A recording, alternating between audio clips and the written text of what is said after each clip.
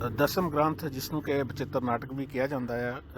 ਪੁਰਾਣਾ ਨਾਮ ਇਹਦਾ ਬਚਿੱਤਰ ਨਾਟਕ ਤੇ ਇਸ ਵੇਲੇ ਦਸਮ ਗ੍ਰੰਥ ਦੇ ਨਾਲ ਪ੍ਰਚਲਿਤ ਹੈ ਜੀ ਇਹ ਗ੍ਰੰਥ।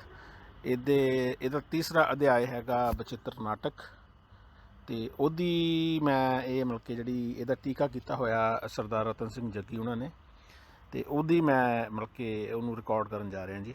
ਸਿਰਫ ਮੈਂ ਜਿਹੜਾ ਟੀਕਾ ਉਹੀ ਪੜ੍ਹੂੰਗਾ ਟੀਕਾ, ਤੇ ਜਿਹੜਾ ਇਹ ਲਿਖਿਆ ਹੋਇਆ ਜਿਹੜਾ ਸ਼ਬਦ ਨੇ ਉਹ ਮੈਂ ਨਹੀਂ ਪੜ੍ਹੂੰਗਾ, ਤੇ ਉਹਦਾ ਮੈਂ ਲਿੰਕ ਦੇ ਦੂੰਗਾ ਜਿਹਨੇ ਵੀ ਸ਼ਬਦਾਂ ਸਮੇਤ ਮੀਨਸ ਪੜ੍ਹਨਾ ਹੋਇਆ ਇਹਦਾ ਟੀਕਾ ਤੇ ਉਹ ਪੜ੍ਹ ਸਕਦਾ। ਤੇ ਮੈਂ ਸਿਰਫ ਇੱਥੇ ਟੀਕਾ ਪੜ੍ਹ ਰਿਹਾ ਜੀ। ਤੇ ਇਹ ਟੋਟਲ 79 ਪੇਜਸ ਨੇ ਜੀ ਇਹਦੇ, 1+80, ਤੇ 80ਵੇਂ ਪੇਜ ਤੋਂ ਇਹ ਸ਼ੁਰੂ ਹੁੰਦਾ ਆ ਬਚਿੱਤਰ ਨਾਟਕ ਦੇ ਵਿੱਚ, ਤੇ 159 1+160ਵੇਂ ਪੇਜ ਤੇ ਜਾ ਕੇ ਇਹ ਸਮਾਪਤ ਹੁੰਦਾ ਜੀ। ਸੋ ਏਕ ਓਂਕਾਰ ਸਤਿਗੁਰ ਪ੍ਰਸਾਦ। ਹੁਣ ਬਚਿੱਤਰ ਨਾਟਕ ਲਿਖਦੇ ਹਾਂ। ਪਾਤਸ਼ਾਹੀ ਦਸਵੀਂ ਦੇ ਸ਼੍ਰੀ ਮੁਖ ਤੋਂ ਤੇਰੀ ਕਿਰਪਾ ਨਾਲ ਦੋਹਰਾ, ਮੈਂ ਸ਼੍ਰੀ ਖੜਗ ਨੂੰ ਹਿੱਤ ਚਿੱਤ ਨਾਲ ਨਮਸਕਾਰ ਕਰਦਾ ਹਾਂ।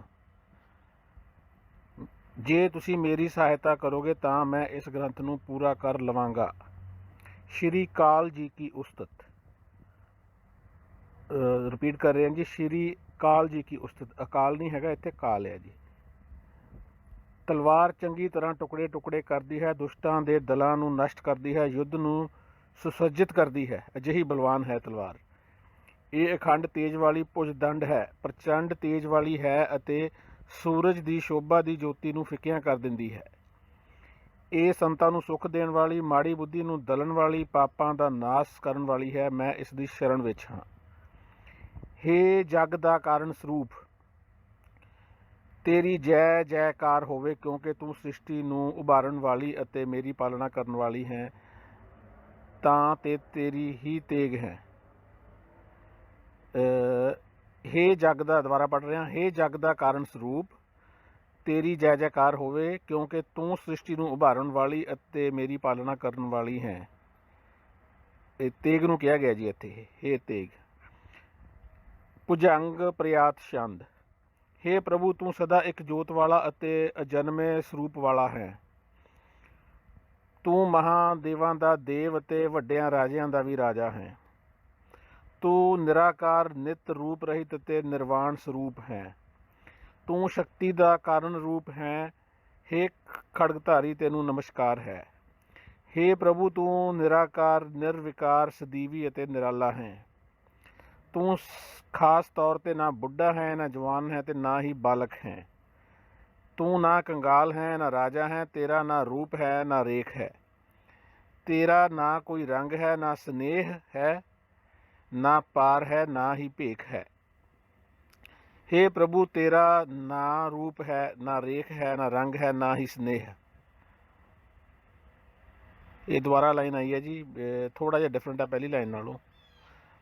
ਨਾ ਨਾਮ ਹੈ, ਨਾ ਠਿਕਾਣਾ ਹੈ, ਜਗਣ ਵਾਲੀ ਤੂੰ ਮਹਾਜੋਤ ਹੈ। ਨਾ ਤੇਰੇ ਵਿੱਚ ਦਵੇਸ਼ ਹੈ, ਨਾ ਭੇਖ ਹੈ। ਤੂੰ ਆਕਾਰਾਂ ਤੋਂ ਬਿਨਾਂ ਸਦੀਵੀ ਰੂਪ ਵਾਲਾ ਹੈ। ਤੂੰ ਮਹਾਯੋਗ ਦਾ ਵੀ ਯੋਗ ਅਤੇ ਪਰਮ ਪਵਿੱਤਰ ਹੈ। Page number 81। ਹੇ ਪ੍ਰਭੂ, ਤੂੰ ਅਜਿੱਤ ਹੈ, ਭੈ ਰਹਿਤ, ਬਿਨਾਂ ਨਾਮ ਅਤੇ ਅਸਥਾਨ ਦੇ ਹੈ। ਤੂੰ ਮਹਾਯੋਗ ਦਾ ਵੀ ਯੋਗ ਹੈ ਅਤੇ ਮਹਾਕਾਮਨਾਵਾਂ ਦੀ ਵੀ ਕਾਮਨਾ ਹੈ। ਤੂੰ ਲੇਖਾਂ ਤੋਂ ਬਾਹਰ, ਭੇਖਾਂ ਤੋਂ ਬਿਨਾਂ, ਗਿਣਤੀ ਤੋਂ ਰਹਿਤ ਅਤੇ ਬਿਨਾਂ ਕਿਸੇ ਮੁੱਢ ਦੇ ਹੈ। ਤੂੰ ਸਭ ਤੋਂ ਪਰੇ ਹੈ, ਪਵਿੱਤਰ ਹੈ ਅਤੇ ਸਦਾ ਵਿਵਾਦਾਂ ਤੋਂ ਰਹਿਤ ਹੈ। ਤੂੰ ਸਭ ਦਾ ਆਦਿ ਹੈ, ਆਪ ਬਿਨਾਂ ਕਿਸੇ ਆਦਿ ਦੇ ਹੈ, ਗਿਣਤੀ ਤੋਂ ਪਰੇ ਅਤੇ ਬੇਅੰਤ ਹੈ। ਤੂੰ ਦਵੈਸ਼ ਰਹਿਤ, ਭੇਖ ਰਹਿਤ, ਧਰਤੀ ਦਾ ਸੁਆਮੀ ਅਤੇ ਅਤੀ ਮਹਾਨ ਹੈ। ਤੂੰ ਨਾ ਗੁੱਸੇ ਹੁੰਦਾ ਹੈ, ਨਾ ਸੁੱਕਦਾ ਹੈ, ਨਾ ਤੇਰੇ ਵਿੱਚ ਦਗਾ ਅਤੇ ਨਾ ਹੀ ਮੋਹ ਹੈ। ਨਾ ਤੇਰੇ ਵਿੱਚ ਕਾਮਨਾ, ਨਾ ਕ੍ਰੋਧ ਹੈ। ਤੂੰ ਅਜੂਨੀ ਅਤੇ ਅਦ੍ਰਿਸ਼ ਹੈ। ਤੂੰ ਮਨ ਅਤੇ ਬਾਣੀ ਤੋਂ ਪਰੇ ਹੈ, ਪਵਿੱਤਰ, ਪਾਵਨ ਅਤੇ ਪੁਰਾਤਨ ਹੈ। ਤੂੰ ਅਜਿੱਤ ਅਤੇ ਭੈ ਰਹਿਤ ਹੈ। ਤੂੰ ਵਰਤਮਾਨ ਅਤੇ ਭਵਿੱਖ ਵਿੱਚ ਮੌਜੂਦ ਹੈ। ਤੂੰ ਰੋਗ ਸ਼ੋਕ ਤੋਂ ਰਹਿਤ ਅਤੇ ਸਦਾ ਨਵੀਨ ਹੈ। ਤੂੰ ਜਨਮ ਨਹੀਂ ਲੈਂਦਾ, ਸਭ ਦਾ ਸਹਾਇਕ ਹੈ, ਸ੍ਰੇਸ਼ਟ ਹੈ, ਨਿਪੁੰਨ ਹੈ। ਤੂੰ ਭੂਤ, ਭਵਿੱਖਤ ਅਤੇ ਵਰਤਮਾਨ ਵਿੱਚ ਮੌਜੂਦ ਹੈ। हे ਵਿਕਾਰਾਂ ਤੋਂ ਰਹਿਤ ਤੈਨੂੰ ਨਮਸਕਾਰ ਹੈ, ਰੋਗਾਂ ਤੋਂ ਰਹਿਤ ਤੈਨੂੰ ਨਮਸਕਾਰ ਹੈ। हे ਦੇਵਤਿਆਂ ਦੇ ਦੇਵਤਾ ਤੈਨੂੰ ਨਮਸਕਾਰ ਹੈ, ਰਾਜਿਆਂ ਦੇ ਰਾਜੇ ਤੈਨੂੰ ਨਮਸਕਾਰ ਹੈ। हे ਪ੍ਰਭੂ ਤੂੰ ਆਧਾਰ ਰਹਿਤ ਸਦੀਵੀ ਰਾਜਿਆਂ ਦਾ ਵੀ ਰਾਜਾ ਹੈ। हे ਪ੍ਰਭੂ ਲੇਖਾਂ ਤੋਂ ਬਾਹਰ, ਭੇਖਾਂ ਤੋਂ ਰਹਿਤ, ਭੌਤਿਕਤਾ ਤੋਂ ਉੱਚਾ, ਦਵੇਸ਼ ਤੋਂ ਪਰੇ ਹੈ। ਤੇਰਾ ਨਾ ਰਾਗ ਹੈ, ਨਾ ਰੰਗ ਹੈ, ਨਾ ਰੂਪ ਹੈ, ਨਾ ਰੇਖ ਹੈ। ਮਹਾਦੇਵਾਂ ਦਾ ਵੀ ਦੇਵ, ਯੋਗਾਂ ਦਾ ਵੀ ਯੋਗ ਹੈ। ਤੂੰ ਕਾਮਨਾਵਾਂ ਦੀ ਕਾਮਨਾ ਅਤੇ ਮਹਾਭੋਗਾਂ ਦਾ ਵੀ ਭੋਗ ਹੈ। हे ਪ੍ਰਭੂ ਕਿਤੇ ਰਾਜੇ ਸਤੋ ਤਮੋ ਗੁਣਾਂ ਵਾਲਾ ਹੈ। हे ਪ੍ਰਭੂ ਤੂੰ ਕਿਤੇ ਰਜੋ ਸਤੋ ਤਮੋ ਗੁਣਾਂ ਵਾਲਾ ਹੈ। ਕਿਤੇ ਇਸਤਰੀ ਮੋਹਿਨੀ ਦਾ ਰੂਪ ਧਾਰਨ ਕਰਨ ਵਾਲਾ ਨਰ ਵਿਸ਼ਨੂੰ ਹੈ। ਤੂੰ ਕਿਤੇ ਦੇਵੀ, ਕਿਤੇ ਦੇਵਤਾ, ਕਿਤੇ ਦੈਂਤ ਰੂਪ ਹੈ, ਤੇ ਕਿਤੇ ਤੂੰ ਅਨੇਕ ਅਨੂਪਮ ਰੂਪ ਆਧਾਰ ਕੀਤੇ ਹੋਏ ਹਨ।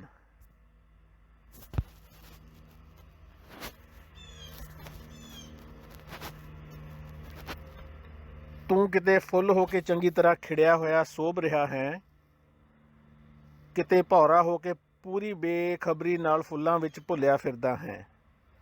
ਕਿਤੇ ਤੂੰ ਪੌਣ ਹੋ ਕੇ ਅਜਿਹੀ ਤੇਜ਼ੀ ਨਾਲ ਚੱਲ ਰਿਹਾ ਹੈ, ਮੈਥੋਂ ਕਿਹਾ ਨਹੀਂ ਜਾਂਦਾ ਉਸ ਸਥਿਤੀ ਦਾ ਕਥਨ ਕਿਵੇਂ ਕਰਾਂ। ਤੂੰ ਕਿਤੇ ਨਾਦ ਹੋ ਕੇ ਭਲੀ ਭਾਂਤ ਵੱਜ ਰਿਹਾ ਹੈ, ਕਿਤੇ ਸ਼ਿਕਾਰੀ ਹੋ ਕੇ ਕਮਾਨ ਉੱਤੇ ਤੀਰ ਰੱਖ ਕੇ ਸੋਭ ਰਿਹਾ ਹੈ, ਕਿਤੇ ਹਿਰਨ ਹੋ ਕੇ ਪੂਰੀ ਤਰ੍ਹਾਂ ਮੋਹਿਤ ਹੋ ਰਿਹਾ ਹੈ, ਕਿਤੇ ਰਤੀ ਕਾਮ ਦੀ ਪਤਨੀ ਵਾਂਗ ਸੁੰਦਰ ਰੂਪ ਧਾਰ ਕੇ ਸੋਭ ਰਿਹਾ ਹੈ। ਉਸ ਦਾ ਸਰੂਪ ਅਤੇ ਆਕਾਰ ਕੁਝ ਵੀ ਜਾਣਿਆ ਨਹੀਂ ਜਾ ਸਕਦਾ। ਉਸ ਦਾ ਵਾਸਾ ਕਿੱਥੇ ਹੈ, ਕਿਹੜੇ ਭੇਸ ਵਿੱਚ ਫਿਰਦਾ ਹੈ, ਉਸ ਦਾ ਨਾਮ ਕੀ ਹੈ, ਕਿੱਥੋਂ ਦਾ ਅਖਵਾਉਂਦਾ ਹੈ। ਮੈਂ ਕੀ ਵਰਣਨ ਕਰਾਂ, ਕਿਉਂਕਿ ਮੈਥੋਂ ਕਿਹਾ ਨਹੀਂ ਜਾਂਦਾ। ਉਸ ਦਾ ਕੋਈ ਪਿਤਾ, ਨਾ ਮਾਤਾ, ਨਾ ਭਰਾ ਹੈ, ਨਾ ਉਸ ਦਾ ਕੋਈ ਪੁੱਤਰ, ਨਾ ਪੋਤਰਾ, ਨਾ ਕੋਈ ਦਾਈ ਹੈ, ਤੇ ਨਾ ਹੀ ਕੋਈ ਦਾਇਆ ਹੈ। ਮੀਨਸ ਖੰਡਾਵਾ ਲਿਖਿਆ ਜੀ। ਦਾਈ ਤਾਂ ਹੁੰਦੀ ਹੈ ਜਿਹੜੀ ਜਨਮ ਦੇਣ ਦੇ ਵਿੱਚ, ਪ੍ਰੈਗਨੈਂਸੀ ਤੋਂ ਬਾਅਦ ਜਦੋਂ ਜਨਮ ਹੁੰਦਾ ਉਹਦੇ 'ਚ ਮਦਦ ਕਰਦੀ ਹੈ ਪ੍ਰੈਗਨੈਂਟ ਲੇਡੀ ਦੀ। ਅਤੇ ਦਾਇਆ ਮੀਨਸ ਖਿਡਾਵਾ ਲਿਖਿਆ ਹੋਇਆ ਜੀ ਇੱਥੇ ਬ੍ਰੈਕਟ ਦੇ ਵਿੱਚ। ਉਸ ਨੂੰ ਨਾ ਸਨੇਹ ਹੈ, ਉਸ ਦਾ ਨਾ ਘਰ ਹੈ, ਨਾ ਫੌਜ ਹੈ, ਅਤੇ ਨਾ ਹੀ ਸਾਥ ਹੈ। ਆ ਪੁੱਤਰ ਪੋਤਰੇ ਤਾਂ ਦੱਸਦੇ ਹੈ ਨਹੀਂ, ਨਾ ਦਾਇਆ ਹੈ। ਮਾਮੇ ਚਾਚੇ ਤਾਏ ਵੀ ਦੱਸ ਕੇ ਜਾਣੀ ਲੰਮਾ ਖਿੱਚ ਕੇ ਜਾ ਸਕਦਾ ਸੀ। ਨਾ ਉਹਦੇ ਨਾਨਕੇ ਨੇ, ਨਾ ਦਾਦਕੇ ਨੇ, ਅਤੇ ਨਾ ਯਾਰ ਦੋਸਤ ਨੇ। ਇਹ ਵੀ ਐਡ ਕੀਤਾ ਜਾ ਸਕਦਾ ਸੀ। ਇਹ ਮੈਂ ਆਪਣੇ ਕੋਲੋਂ ਲਾ ਰਿਹਾ ਦੋਸਤੋ। ਉਹ ਰਾਜਿਆਂ ਦਾ ਮਹਾਰਾਜਾ ਅਤੇ ਨਾਥਾਂ ਦਾ ਵੀ ਮਹਾਨਾਥ ਹੈ। ਉਹ ਪਰਮ ਸ੍ਰੇਸ਼ਟ, ਪੁਰਾਤਨ ਹੈ, ਪਵਿੱਤਰ ਹੈ ਅਤੇ ਪਰੇ ਹੈ, ਮਨ ਬਾਣੀ ਤੋਂ ਪਰੇ ਹੈ। ਆਦਾਂ ਤੋਂ ਰਹਿਤ, ਗਿਣਤੀ ਤੋਂ ਬਿਨਾਂ, ਜਨਮ ਤੋਂ ਰਹਿਤ ਅਤੇ ਜਿੱਤੇ ਜਾਣ ਤੋਂ ਮੁਕਤ ਹੈ। ਉਹ ਭੇਦ ਰਹਿਤ, ਛੇਦਣ ਤੋਂ ਬਿਨਾਂ ਪਵਿੱਤਰ ਅਤੇ ਬਲਵਾਨ ਹੈ। ਉਹ ਧਰਮੀਆਂ ਦਾ ਵੀ ਵੱਡਾ ਧਰਮ ਹੈ, ਨਾਥਾਂ ਦਾ ਵੀ ਮਹਾਨ ਨਾਥ ਹੈ। ਉਹ ਦਾਗ ਰਹਿਤ, ਫਰੇਬ ਰਹਿਤ, ਲੇਖ ਤੋਂ ਪਰੇ ਅਤੇ ਭੇਖ ਤੋਂ ਰਹਿਤ ਹੈ। ਉਹ ਅਨੰਤ, ਅਨੀਲ ਦਾ ਮਤਲਬ ਹੈ ਜੀ ਜਿਹੜਾ ਗਿਣਿਆ ਨਾ ਜਾ ਸਕੇ, ਅਰੂਪ ਅਤੇ ਦਵੇਸ਼ ਹੈ। ਦਵੇਸ਼ ਹੈ ਕਿ ਦਰਵੇਸ਼ ਹੈ? ਦਵੇਸ਼ ਲਿਖਿਆ ਹੋਇਆ ਜੀ। ਦੱਦੇ ਨੂੰ ਦਲਾਵਾਂ, ਦੱਦੇ ਦੇ ਪੈਰ 'ਚ ਵਾਵਾ ਅਤੇ ਸੱਸੇ ਪੈਰ ਬਿੰਦੀ ਸ਼, ਦਵੇਸ਼। ਉਹ ਤੇਜਾਂ ਵਿੱਚ ਮਹਾਂ ਤੇਜ ਅਤੇ ਅਗਨੀਆਂ ਵਿੱਚ ਮਹਾਂ ਅਗਨੀ ਹੈ। ਉਹ ਮੰਤਰਾਂ ਵਿੱਚ ਮਹਾਮੰਤਰ ਅਤੇ ਕਾਲਾਂ ਦਾ ਮਹਾਕਾਲ ਹੈ। ਜਿਸ ਦੇ ਖੱਬੇ ਹੱਥ ਵਿੱਚ ਧਨੁਸ਼ ਅਤੇ ਸੱਜੇ ਹੱਥ ਵਿੱਚ ਭਿਆਨਕ ਤਲਵਾਰ ਹੈ। ਇਹ ਜਾਣੀ ਕਾਲਾਂ ਦਾ ਵੀ ਕਾਲ ਆ, ਅਤੇ ਕਾਲ ਦੇ ਹੱਥ 'ਚ, ਖੱਬੇ ਹੱਥ 'ਚ ਧਨੁਸ਼ ਅਤੇ ਸੱਜੇ ਹੱਥ 'ਚ ਤਲਵਾਰ ਆ। ਤੇਜੀ ਦਾ ਵੀ ਮਹਾ ਤੇਜ ਹੋ ਕੇ ਵਿਸ਼ਾਲ ਰੂਪ ਵਿੱਚ, ਤੇਜਾਂ ਦਾ ਵੀ ਮਹਾ ਤੇਜ ਹੋ ਕੇ ਵਿਸ਼ਾਲ ਰੂਪ ਵਿੱਚ ਬਿਰਾਜਮਾਨ ਹੈ। ਉਹ ਦਹਾੜਦਾ ਵੀ ਮਹਾਂ ਦਹਾੜਦਾ ਆਪਣੇ ਅਪਾਰ ਰੂਪ ਵਿੱਚ ਸੁਭਾਈਮਾਨ ਹੈ। ਜਿਸ ਨੇ ਯੱਗ ਜਾਂ ਜਗਤ ਦੇ ਹਜ਼ਾਰਾਂ ਜੀਵਾਂ ਨੂੰ ਚੱਬ ਲਿਆ ਹੈ। ਮਹਾਕਾਲ ਦਾ ਡੌਰੂ ਡਮ ਡਮ ਕਰਕੇ ਵੱਜਦਾ ਹੈ, ਅਤੇ ਉਸ ਦਾ ਕਾਲੇ ਅਤੇ ਚਿੱਟੇ ਰੰਗ ਦਾ ਛਤਰ ਹੈ। ਉਹ ਹਾ ਹਾ ਹੂ ਹੂ ਕਰਕੇ ਹੱਸ ਰਿਹਾ ਹੈ, ਅਤੇ ਉਸ ਦੇ ਅਸਤਰ ਚਮਕ ਰਹੇ ਹਨ।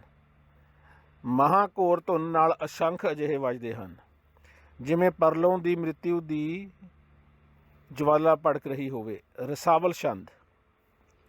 ਘਨਘੋਰ ਆਵਾਜ਼ ਨਾਲ ਘੰਟੇ ਵੱਜਦੇ ਹਨ, ਜਿਨ੍ਹਾਂ ਦੀ ਧੁਨ ਸੁਣ ਕੇ ਬੱਦਲ ਸ਼ਰਮਿੰਦੇ ਹੁੰਦੇ ਹਨ। ਅਜਿਹਾ ਸ਼ਬਦ ਹੁੰਦਾ ਹੈ ਮਾਨੋ ਸਮੁੰਦਰ ਵਿੱਚ ਬਾੜ ਆ ਗਈ ਹੋਵੇ, ਜਿਵੇਂ ਸਮੁੰਦਰ ਦੇ ਵਿੱਚ ਬਾੜ ਆ ਗਈ ਹੋਵੇ।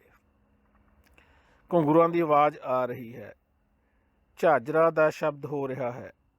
ਅਜਿਹੇ ਨਾਦਾਂ ਵਿੱਚ ਉਸ ਦੇ ਮਹਾਨਾਦ ਦਾ ਸਵਰ ਮਤਲਬ ਕਿ ਆਵਾਜ਼ ਹੋ ਗਈ ਜੀ, ਸਵਰ ਦੁੱਖ ਕਲੇਸ਼ ਤੋਂ ਮੁਕਤ ਕਰਦਾ ਹੋਇਆ ਚੜ੍ਹਦੀ ਕਲਾ ਵਿੱਚ ਰੱਖਦਾ ਹੈ। ਉਸ ਦੇ ਸਿਰ ਤੇ ਮਾਲਾ ਸ਼ੁਭਾਭਿਮਾਨ ਹੈ, ਜਿਸ ਨੂੰ ਵੇਖ ਕੇ ਰੁਦਰ ਵੀ ਸ਼ਰਮਾਉਂਦਾ ਹੈ। ਇਸ ਤਰ੍ਹਾਂ ਉਸ ਦੀ ਸੁੰਦਰਤਾ ਮੂਰਤ ਸੋਭਦੀ ਹੈ। ਜੋ ਪਵਿੱਤਰ ਹੈ, ਉਸ ਦੀ ਮਹਾਨ ਗਰਜ ਨੂੰ ਸੁਣ ਕੇ ਯਮਦੂਤ ਕੰਬਣ ਲੱਗ ਜਾਂਦੇ ਹਨ। ਉਸ ਦੇ ਗਲ ਵਿੱਚ ਪਈ ਨਰਮਣ ਮਾਲਾ ਵਿੱਚੋਂ ਚੋਂਦਾ ਹੋਇਆ ਲਹੂ ਇਤਨਾ ਸੋਭ ਰਿਹਾ ਹੈ। ਇਹ ਮਹਾਕਾਲ ਦੀ ਗੱਲ ਹੋ ਰਹੀ ਹੈ ਜੀ ਇਹ। ਅਤੇ ਇਹਦੇ 'ਚ ਮੈਨੂੰ ਆਟੋਬਾਇਓਗ੍ਰਾਫੀ ਆਪਾਂ ਪੇਜ ਨੰਬਰ 80 ਤੋਂ ਲੈ ਕੇ 83 ਦਾ ਖਾਤਮਾ ਹੈ ਜੀ। ਆਹ ਇੱਕ ਲਾਈਨ ਪੜ੍ਹਨੀ ਹੈ ਮੈਂ 83ਵੇਂ ਪੇਜ ਦੀ। ਉਸ ਦੇ ਗਲ ਵਿੱਚ ਪਈ ਨਰਮਣ ਮਾਲਾ ਵਿੱਚੋਂ ਚੋਂਦਾ ਹੋਇਆ ਲਹੂ ਇਤਨਾ ਸੋਭ ਰਿਹਾ ਹੈ ਕਿ ਮਹਾਮਾਨ ਵਾਲਿਆਂ ਨੂੰ ਵੀ ਮੋਹ ਲੈਂਦਾ ਹੈ। ਇਹ 83ਵੇਂ ਪੰਨੇ ਦਾ ਐਂਡ ਹੈ ਜੀ। ਅਤੇ ਹਲੇ ਤੱਕ ਕੋਈ ਯਾਨੀ ਆਟੋਬਾਇਓਗ੍ਰਾਫੀ ਵਾਲੀ ਗੱਲ ਨਹੀਂ ਹੈਗੀ ਜੀ। ਕਾਲ, ਮਹਾਕਾਲ ਅਤੇ ਤਲਵਾਰ ਦੀ ਉਹ ਗੱਲਬਾਤ ਹੋਈ ਹੈ ਜੀ। ਪ੍ਰਭੂ ਦੀ ਵੀ ਗੱਲਬਾਤ ਹੋਈ ਹੈ ਵਿੱਚ। ਉਸ ਨੇ ਅੱਗੇ ਆ ਗਿਆ ਜੀ ਭੁਜੰਗ ਪ੍ਰਿਆਤ ਛੰਦ। ਉਸ ਨੇ ਸੇਤਜ, ਜੇਰਜ ਅਤੇ ਉਤਪੁਜ ਦੀ ਸਿਰਜਣਾ ਕੀਤੀ ਹੈ। ਇਸ ਤਰ੍ਹਾਂ ਅੰਡਜ ਤੋਂ ਖੰਡਾਂ ਬ੍ਰਹਮੰਡਾਂ ਦੀ ਰਚਨਾ ਕੀਤੀ ਹੈ। ਉਸ ਨੇ ਹੀ ਦਿਸ਼ਾ ਵਿਦਿਸ਼ਾ, ਜ਼ਮੀਨ ਅਤੇ ਅਸਮਾਨ ਬਣਾਏ ਹਨ ਅਤੇ 4 ਵੇਦ, ਕੁਰਾਨ, ਪੁਰਾਣਾਂ ਦਾ ਕਥਨ ਕੀਤਾ ਹੈ। ਉਸ ਨੇ ਦਿਨ ਰਾਤ ਦੀ ਰਚਨਾ ਕੀਤੀ ਅਤੇ ਸੂਰਜ ਅਤੇ ਚੰਦਰਮਾ ਨੂੰ ਸਥਾਪਿਤ ਕੀਤਾ। ਦੇਵਤਿਆਂ ਅਤੇ ਦੈਂਤਾਂ ਨੂੰ ਬਣਾਇਆ ਅਤੇ ਬਹੁਤ ਵੱਡੇ ਵੀਰ ਸੂਰਮੇ ਪੈਦਾ ਕੀਤੇ। ਲੋਹ ਕਮਲ ਹੈਗਾ ਜੀ, ਤਕਦੀਰ ਦੀ ਤਖਤੀ ਬ੍ਰੈਕਟ ਦੇ ਵਿੱਚ ਦੱਸਿਆ ਹੋਇਆ। ਲੋਹ ਕਮਲ ਬਣਾਈ ਅਤੇ ਸਭ ਦੇ ਮੱਥੇ ਉੱਤੇ ਲੇਖ ਲਿਖਿਆ ਅਤੇ ਕਾਲ ਦੇ ਬਲਵਾਨ ਹੱਥ ਨੇ ਸਭ ਨੂੰ ਅਧੀਨ ਕੀਤਾ ਹੈ। ਲਓ ਜੀ, ਕਾਲ ਦਾ ਵੀ ਜਿਹੜਾ ਬਲਵਾਨ ਹੱਥ ਹੈ ਸਭ ਨੂੰ ਅਧੀਨ ਕੀਤਾ ਜੀ। ਇੱਥੇ ਕਾਲ ਵੀ ਆ ਗਿਆ। ਪਹਿਲਾਂ ਮਹਾਕਾਲ ਦੀ ਗੱਲਬਾਤ ਹੋ ਰਹੀ ਸੀ। ਉਸ ਨੇ ਕਈ ਮਿਟਾ ਦਿੱਤੇ ਅਤੇ ਫਿਰ ਉਸਾਰ ਕੇ ਬਣਾ ਦਿੱਤੇ। ਇਸ ਤਰ੍ਹਾਂ ਸ੍ਰਿਸ਼ਟੀ ਨੂੰ ਉਖਾੜਿਆ, ਬਣਾਇਆ, ਫਿਰ ਮੇਟਿਆ ਅਤੇ ਪੈਦਾ ਕੀਤਾ।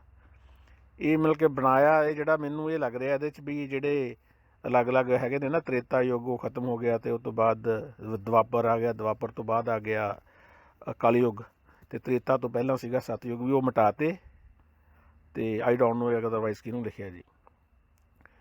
ਇਸ ਤਰ੍ਹਾਂ ਸ੍ਰਿਸ਼ਟੀ ਨੂੰ ਉਖਾੜਿਆ, ਬਣਾਇਆ, ਫਿਰ ਮੇਟਿਆ ਅਤੇ ਪੈਦਾ ਕੀਤਾ। ਕਾਲ ਜੀ ਦੀ ਕਿਰਿਆ ਕਾਰਵਾਈ ਨੂੰ ਕਿਸੇ ਨਹੀਂ ਪਛਾਣਿਆ। ਜਿਹੜੀ ਕਾਲ ਦੀ ਕਿਰਿਆ ਹੈ ਯਾਨੀ ਮੌਤ ਹੈ, ਉਹਦੀ ਕਾਰਵਾਈ ਨੂੰ ਕਿਸੇ ਨਹੀਂ ਪਛਾਣਿਆ। ਬਹੁਤਿਆਂ ਉੱਤੇ ਬੀਤ ਚੁੱਕੀ ਹੈ, ਬਹੁਤਿਆਂ ਉੱਤੇ ਬੀਤੀ ਹੈ। ਉਸ ਨੇ ਕਿਤਨੇ ਹੀ ਕ੍ਰਿਸ਼ਨ ਵਰਗੇ ਕਰੋੜਾਂ ਬਣਾਏ, ਕਿਤਨੇ ਹੀ ਰਾਮ ਵਰਗੇ ਪੈਦਾ ਕੀਤੇ ਅਤੇ ਮਿਟਾ ਦਿੱਤੇ। ਕਿਤਨੇ ਹੀ ਮੁਹੰਮਦ ਮਹਾਦੀਨ ਧਰਤੀ ਉੱਤੇ ਹੋਏ, ਸਾਰੇ ਹੀ ਆਪਣੇ ਆਪਣੇ ਸਮੇਂ ਵਿੱਚ ਹੋ ਕੇ ਅੰਤ ਵਿੱਚ ਸਮਾ ਗਏ।